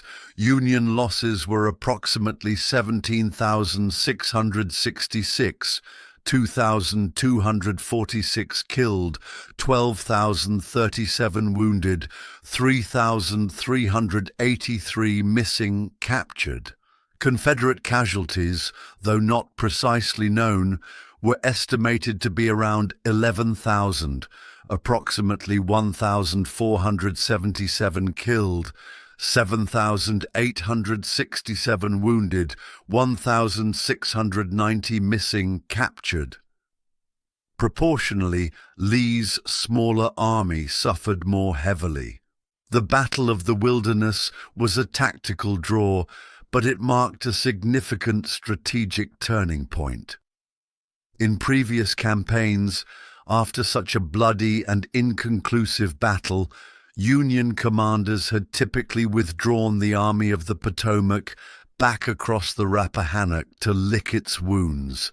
Lee and his men fully expected Grant to do the same. However, Grant was a different kind of commander. He was determined to press on, to maintain contact with Lee's army, and to continue his offensive towards Richmond. On the night of May 7th, instead of ordering a retreat, Grant issued orders for the Army of the Potomac to disengage and move southward towards Spotsylvania Courthouse, a key crossroads that lay on Lee's direct route to Richmond. As the Union columns began their march and the soldiers realized they were not retreating but advancing, a spontaneous cheer went up. They understood that Grant was not going to be deterred by a single bloody battle. This moment is often seen as a crucial turning point in the morale and determination of the Army of the Potomac. Lee, anticipating Grant's move, also began to shift his army southward, racing to block Grant's path to Spotsylvania. The overland campaign, a relentless war of maneuver and attrition, had begun. The Battle of the Wilderness was a horrific introduction to the nature of warfare in Grant's final campaign against Lee. It was characterized by brutal, close-quarters fighting in almost impenetrable terrain, where traditional tactics were often useless and command and control were nearly impossible. The battle showcased the incredible resilience and fighting spirit of the soldiers on both sides, as well as the grim determination of their commanders. Though tactically a stalemate, the Wilderness set the tone for the relentless and bloody struggle that would continue for the next 11 months, culminating in Lee's surrender at Appomattox. Grant had shown Lee and the Confederacy that the Union was now committed to a fight to the finish, regardless of the cost. Following the brutal and inconclusive Battle of the Wilderness on May 5th and 6th in 1864, Lieutenant General Ulysses S. Grant made the critical decision to continue his offensive rather than retreat, a significant departure from the previous patterns of the Army of the Potomac. On the night of May 7th, Grant ordered his army to move southward, aiming to get between General Robert E. Lee's Army of Northern Virginia and Richmond. His immediate objective was the strategic crossroads of Spotsylvania Courthouse. Lee, anticipating Grant's move, also began to shift his forces southward, initiating a desperate race to this vital intersection. The Confederate cavalry under Major General J.E.B. Stuart, along with Major General Richard H. Anderson's 1st Corps, Anderson having taken command after Longstreet was wounded in the Wilderness, won the race to Spotsylvania Courthouse, arriving just ahead of Grant's vanguard on May 8th. They quickly began to entrench, blocking the Union advance. The initial Union probes by Major General Gouverneur K. Warren's V Corps and Major General John Sedgwick's 6th Corps were repulsed, and it became clear that another major battle was imminent. Over the next few days, both armies arrived in strength and began to construct elaborate earthworks. Lee's engineers skillfully designed a formidable defensive line, roughly in the shape of an inverted V or a mule shoe, with its apex, a salient known as the mule shoe salient, or sometimes the bloody angle, jutting northward. This salient, while offering some tactical advantages, also proved to be a vulnerable point if breached. The Confederate line stretched for several miles, incorporating trenches, abatis, and artillery emplacements. The Battle of Spotsylvania Courthouse was not a single continuous engagement, but rather a series of intense and often uncoordinated assaults and counterattacks, that took place over nearly 2 weeks from May 8th to May 21st, 1864, as Grant relentlessly probed Lee's defenses, searching for a weak point. One of the first major actions occurred on May 9th, a day marked by skirmishing and artillery duels. Tragically, Major General John Sedgwick, commander of the Union 6th Corps and one of the Army's most beloved and respected officers, was killed by a Confederate sharpshooter while positioning his artillery. His famous last words, "They couldn't hit an elephant at this distance," were uttered moments before he was struck. Major General Horatio G. Wright assumed command of the 6th Corps. On May 10th, Grant ordered a series of assaults along the Confederate line. One of the most notable was an attack led by Colonel Emory Upton, commanding a brigade of 12 picked regiments from the 6th Corps against the western face of the Mule Shoe salient. Upton devised a novel tactic, attacking in a dense column formation on a narrow front, without pausing to fire, aiming to overwhelm the defenders with sheer momentum. The assault, launched late in the afternoon, was initially successful. Upton's men breached the Confederate line, capturing a section of the entrenchments and several hundred prisoners.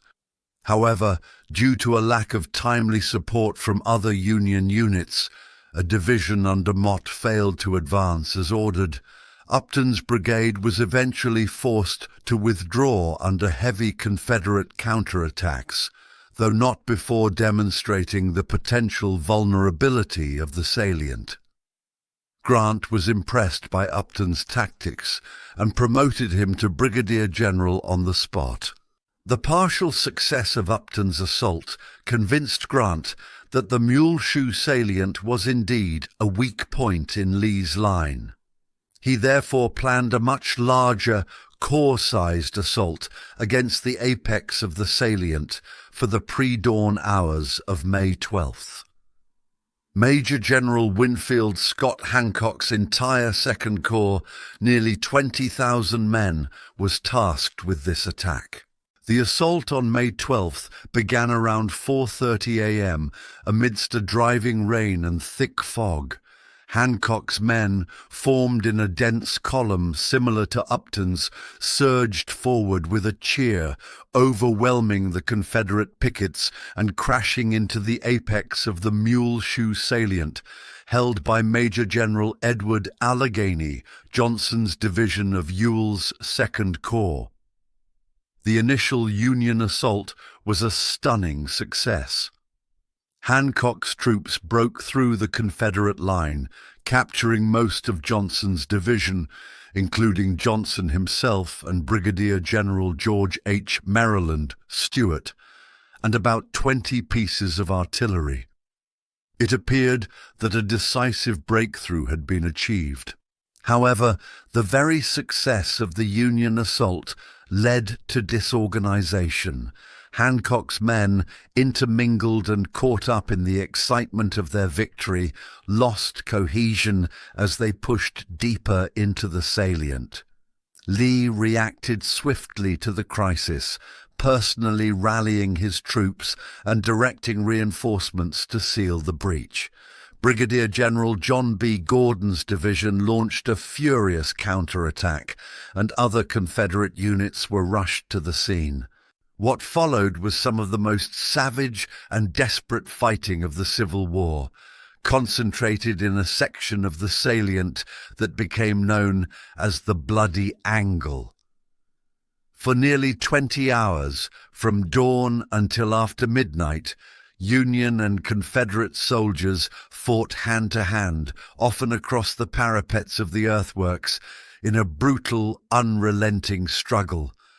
The fighting was at incredibly close range, with bayonets, clubbed muskets, and even fists being used. Rain turned the trenches into muddy ditches filled with the dead and dying. Trees in the area were literally cut down by the sheer volume of Minié balls. The intensity of the combat at the Bloody Angle was almost unimaginable. Grant poured more troops into the salient, including elements of Wright's 6th Corps and Burnside's 9th Corps, which was attacking the eastern face of the salient with limited success, hoping to exploit the breakthrough. Lee, equally determined, committed his reserves to prevent a collapse of his line. Both sides suffered horrific casualties. By the end of the day, the Confederates had managed to construct a new defensive line across the base of the salient, effectively sealing off the Union penetration, but the fighting for the original works continued into the night. The struggle for the Bloody Angle on May 12th was the centerpiece of the Battle of Spotsylvania Courthouse. While the Union had achieved a temporary breakthrough and inflicted heavy losses on Johnson's division, they had failed to achieve a decisive strategic victory. Lee's line, though bent, had not broken. The cost was appalling for both sides.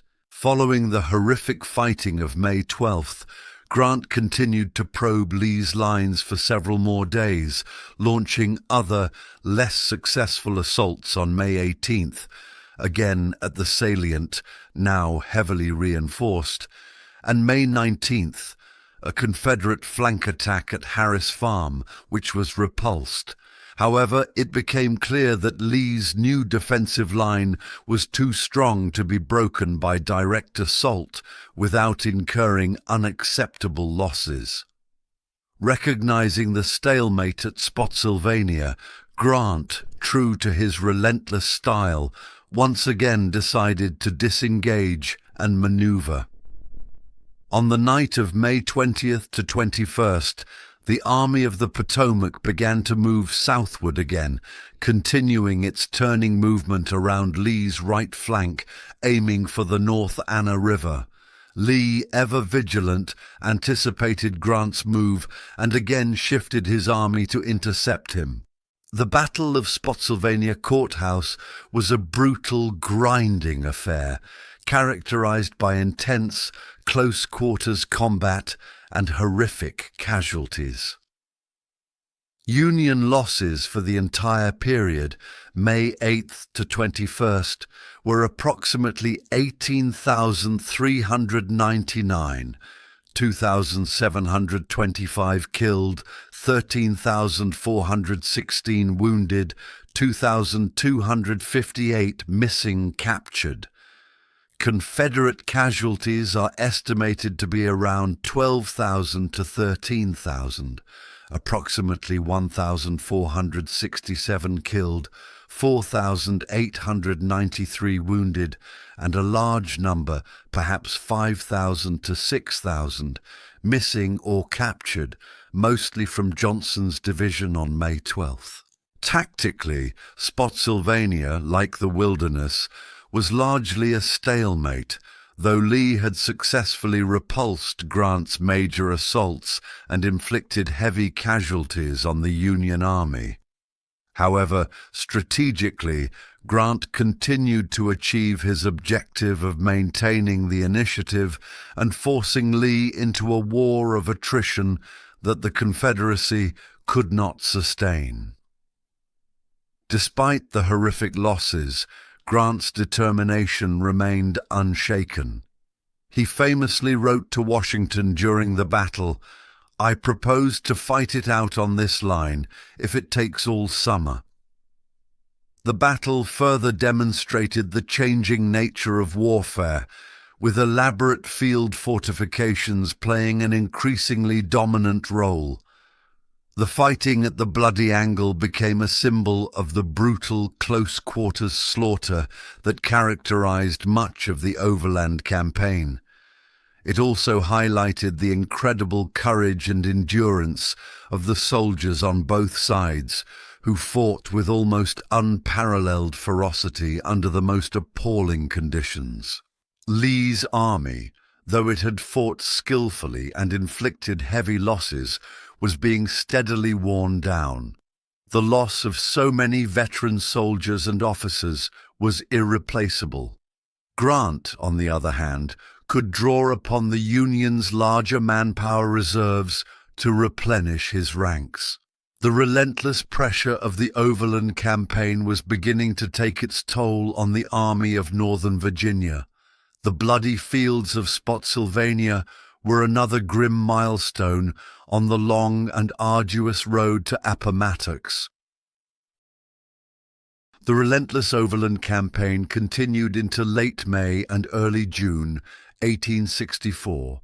After the bloody stalemates at the Wilderness and Spotsylvania Courthouse and a series of sharp engagements along the North Anna River, Lieutenant General Ulysses S. Grant once again disengaged his Army of the Potomac and maneuvered southward, attempting to turn General Robert E. Lee's right flank and force the Army of Northern Virginia into open battle or cut it off from Richmond.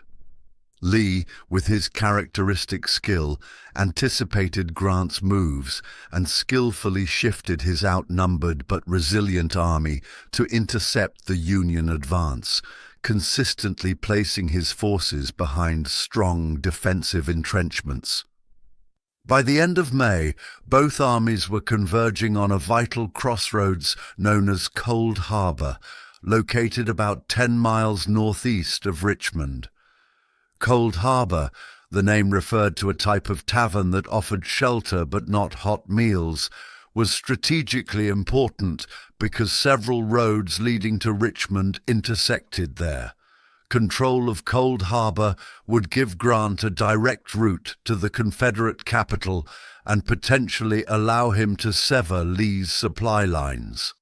On May 31st, Union cavalry under Major General Philip H. Sheridan seized the old Cold Harbor crossroads after a sharp fight with Confederate cavalry under Major General Fitzhugh Lee.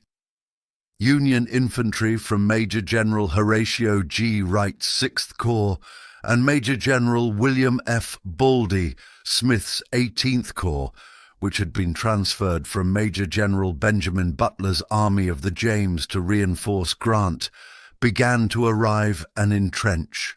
Lee rushed Confederate infantry, primarily from Major General Richard H. Anderson's 1st Corps, to the scene. On June 1st, there was heavy fighting as both sides sought to secure their positions and probe the enemy lines. A determined Union assault by elements of Wright's and Smith's Corps managed to capture a section of the Confederate entrenchments, but a fierce Confederate counterattack limited the Union gains. Both armies continued to concentrate their forces and strengthen their fortifications. Lee's engineers skillfully laid out a formidable 7-mile defensive line, incorporating trenches, traverses, and artillery emplacements, which curved around the Cold Harbor crossroads.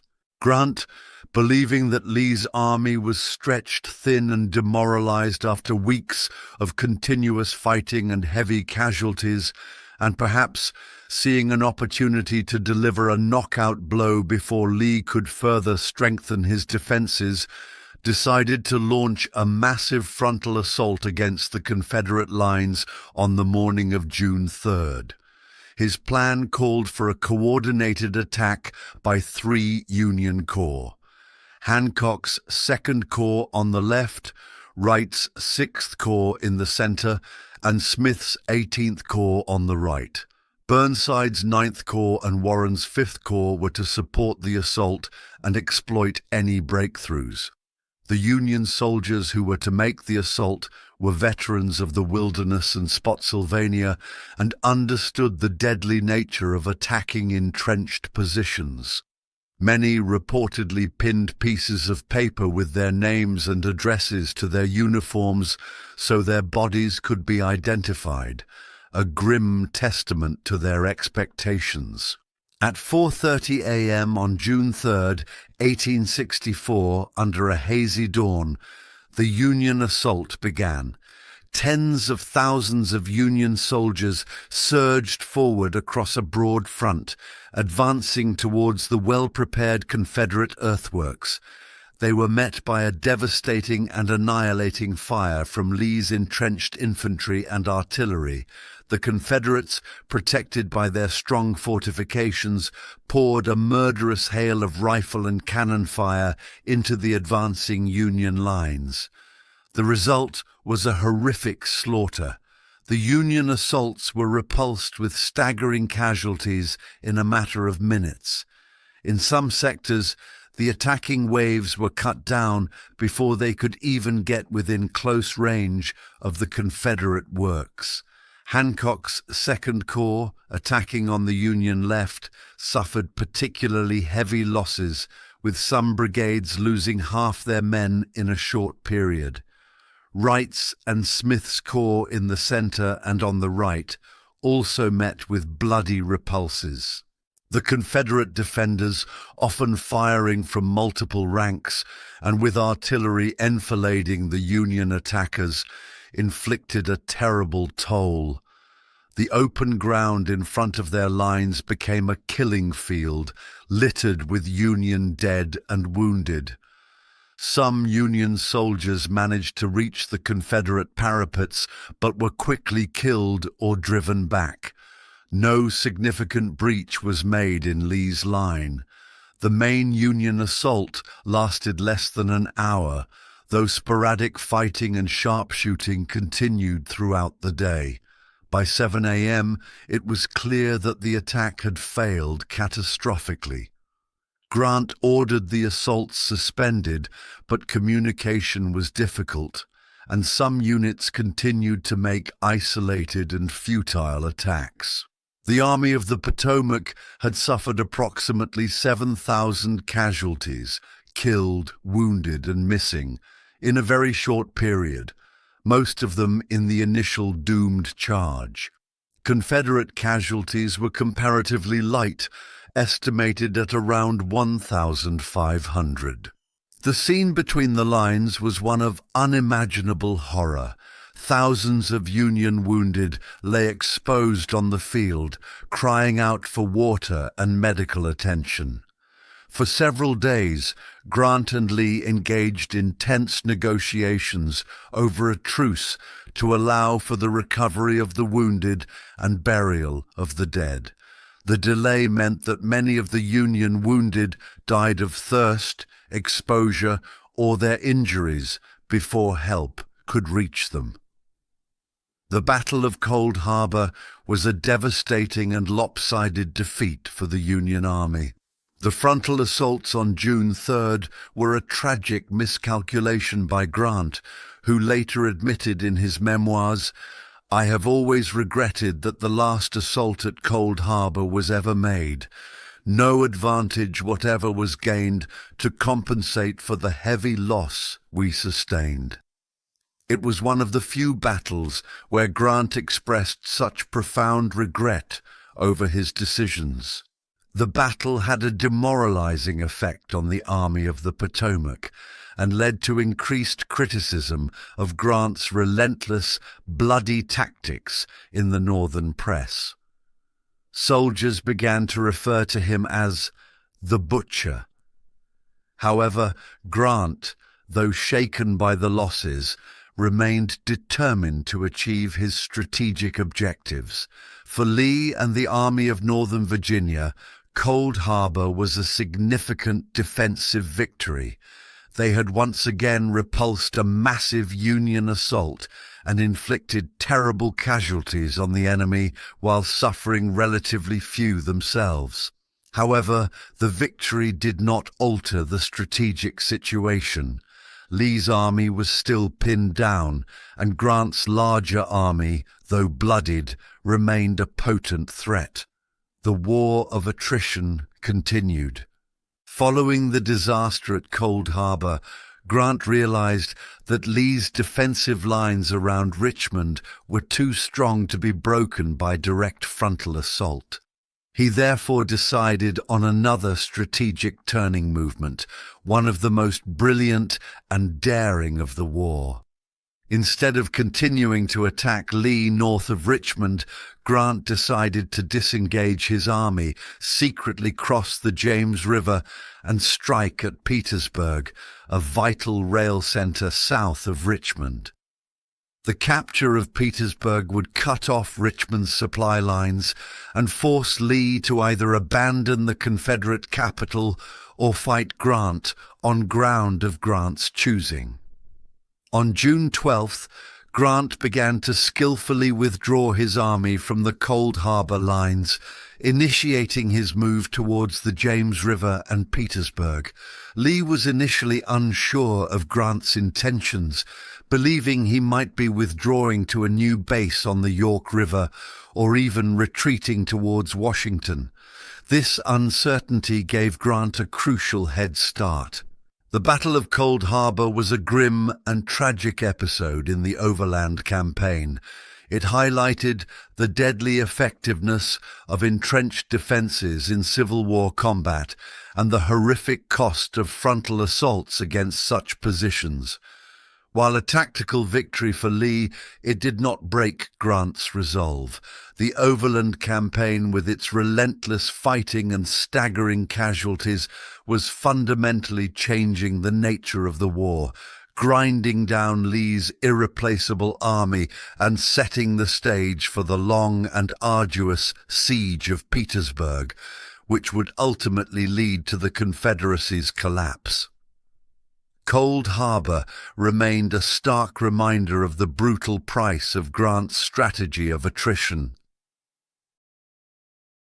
Following the horrific losses at Cold Harbor in early June 1864, Lieutenant General Ulysses S. Grant recognized that direct frontal assaults against General Robert E. Lee's well-entrenched Army of Northern Virginia north of Richmond were futile.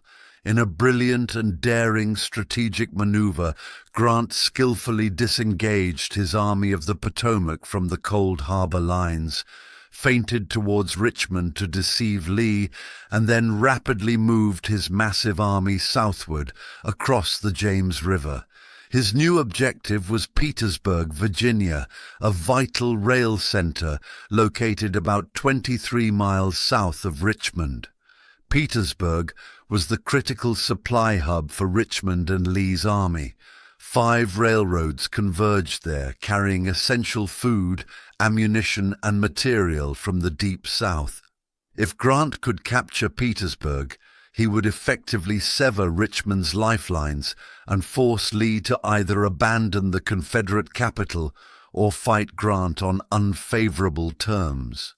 Grant's crossing of the James River, accomplished between June 12th and June 16th, utilizing a remarkable 2,100-foot pontoon bridge and ferry operations, was a logistical masterpiece that caught Lee largely by surprise. Lee was initially unsure of Grant's intentions and was slow to react to the threat against Petersburg, believing Grant might still be targeting Richmond directly or moving to a new base on the peninsula. This delay gave Grant a golden opportunity to seize Petersburg before Lee could significantly reinforce its defenses. Petersburg was initially defended by a relatively small Confederate force under General P.G.T. Beauregard, who commanded the Department of North Carolina and Southern Virginia. Beauregard had constructed a series of strong earthworks known as the Dimmock Line around the eastern and southern approaches to the city. Between June 15th and June 18th, elements of Grant's army, primarily Major General William F. Baldy Smith's 16th Corps and Major General Winfield Scott Hancock's the 2 Corps, launched a series of assaults against Beauregard's outnumbered defenders.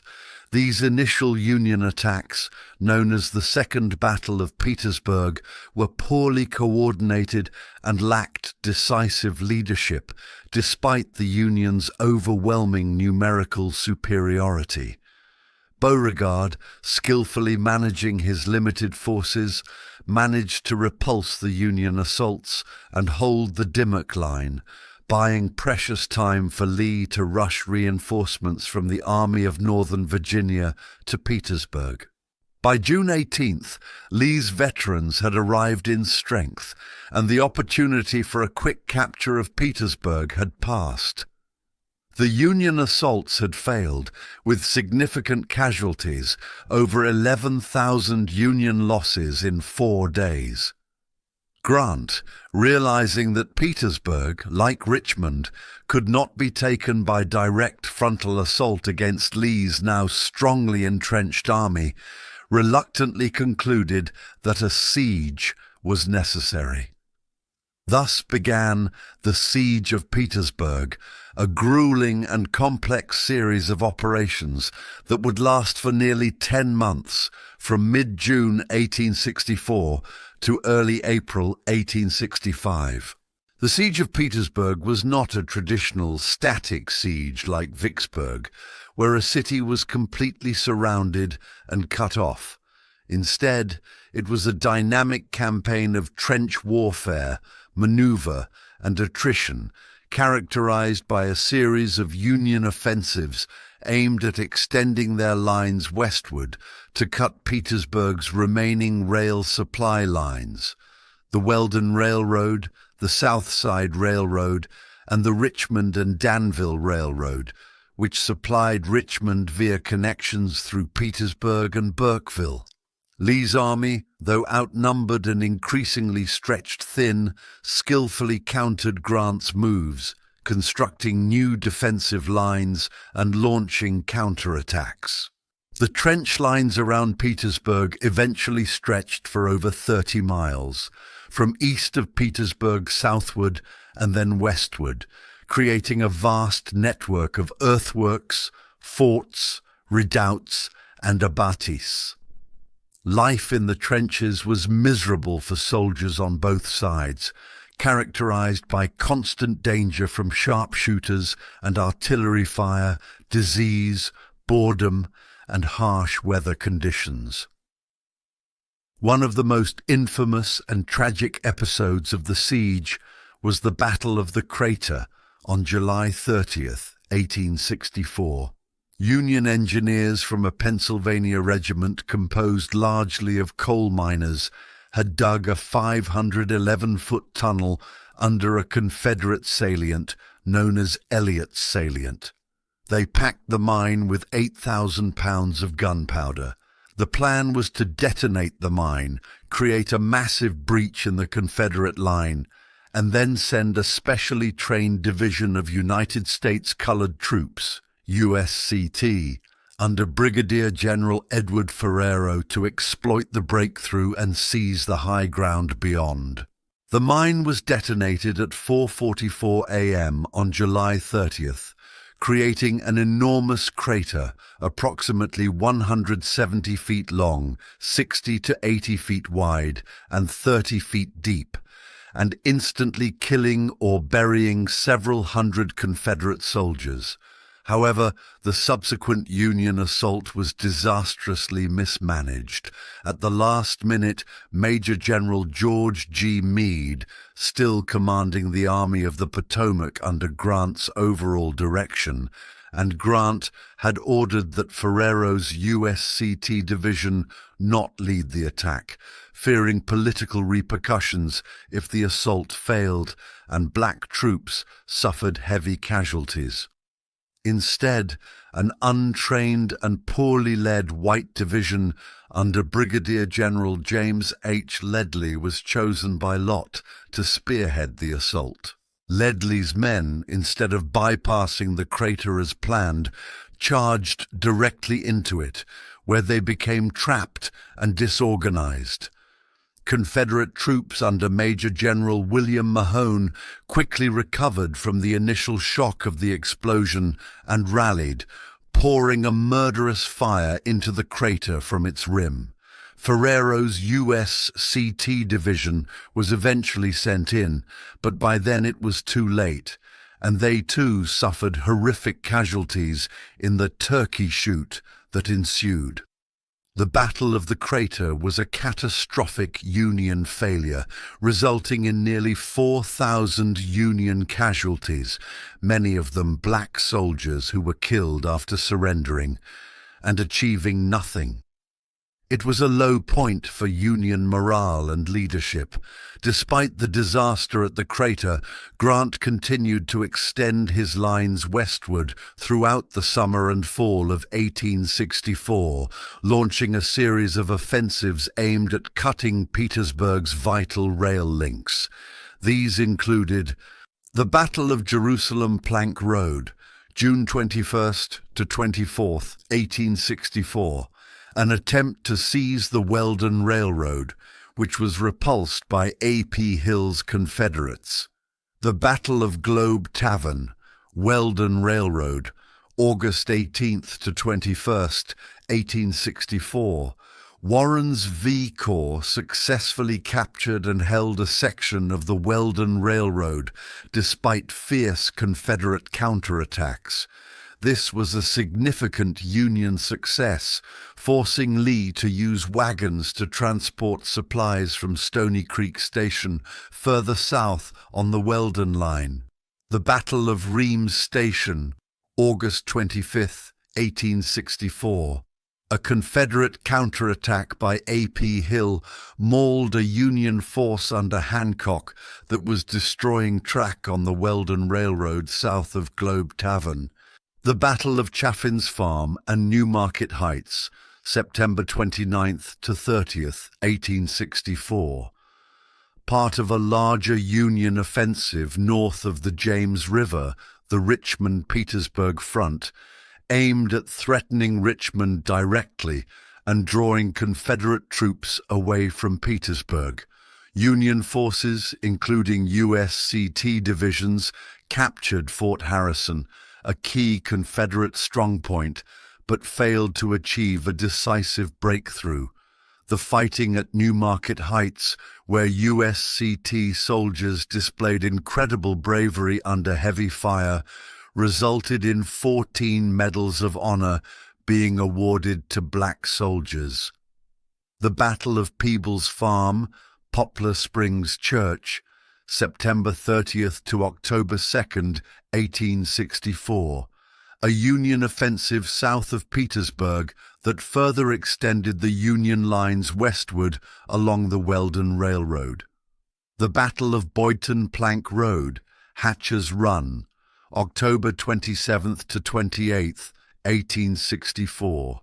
Another Union attempt to cut the Boydton Plank Road and the South Side Railroad, which was largely unsuccessful. Throughout the siege, both armies endured immense hardship. Lee's Army of Northern Virginia, stretched thin along miles of trenches, suffered from dwindling supplies, widespread desertions, and declining morale as the hopelessness of their situation became increasingly apparent. Grant's Army of the Potomac, though better supplied, also suffered from the rigors of trench warfare and the constant attrition. The winter of 1864 to 1865 was particularly harsh. As the siege dragged on, Grant continued to extend his lines westward, tightening the noose around Petersburg and Richmond. Lee's army grew weaker by the day. In the spring of 1865, Grant prepared for a final offensive to break Lee's lines. On March 25, 1865, Lee, in a desperate gamble, launched a surprise pre-dawn assault against Fort Stedman, a Union fort in the eastern sector of the Petersburg lines. Led by Major General John B. Gordon, the Confederate attack initially achieved success, capturing Fort Stedman and threatening to break the Union siege lines. However, Union reserves quickly counterattacked, sealing the breach and inflicting heavy casualties on Gordon's force. The Battle of Fort Stedman was Lee's last major offensive effort of the war, and its failure further weakened his already depleted army. Grant seized the initiative. On March 29th, he launched a major offensive against Lee's right flank, aiming to cut the South Side Railroad, Petersburg's last remaining supply line.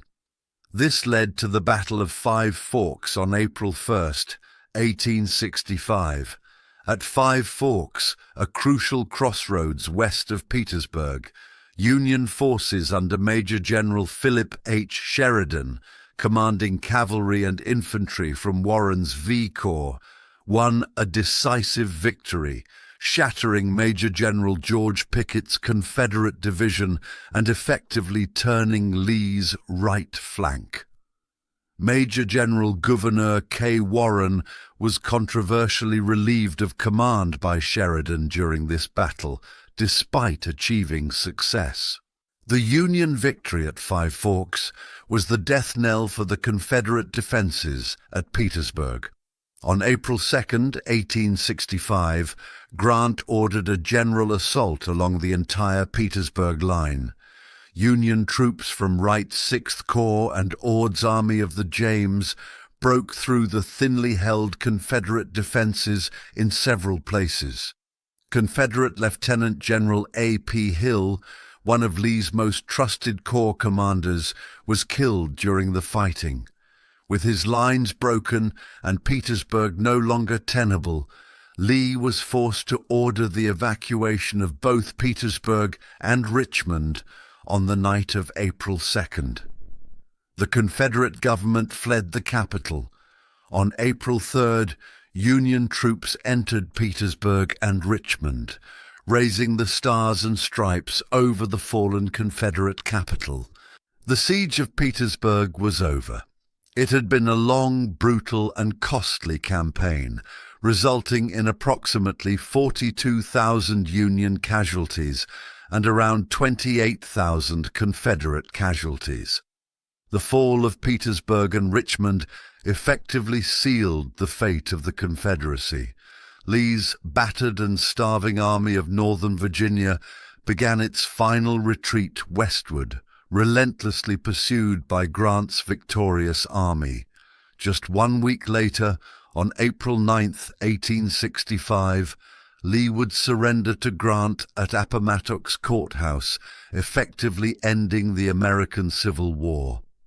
The long and arduous road from Cold Harbor through the trenches of Petersburg had finally led to Union victory.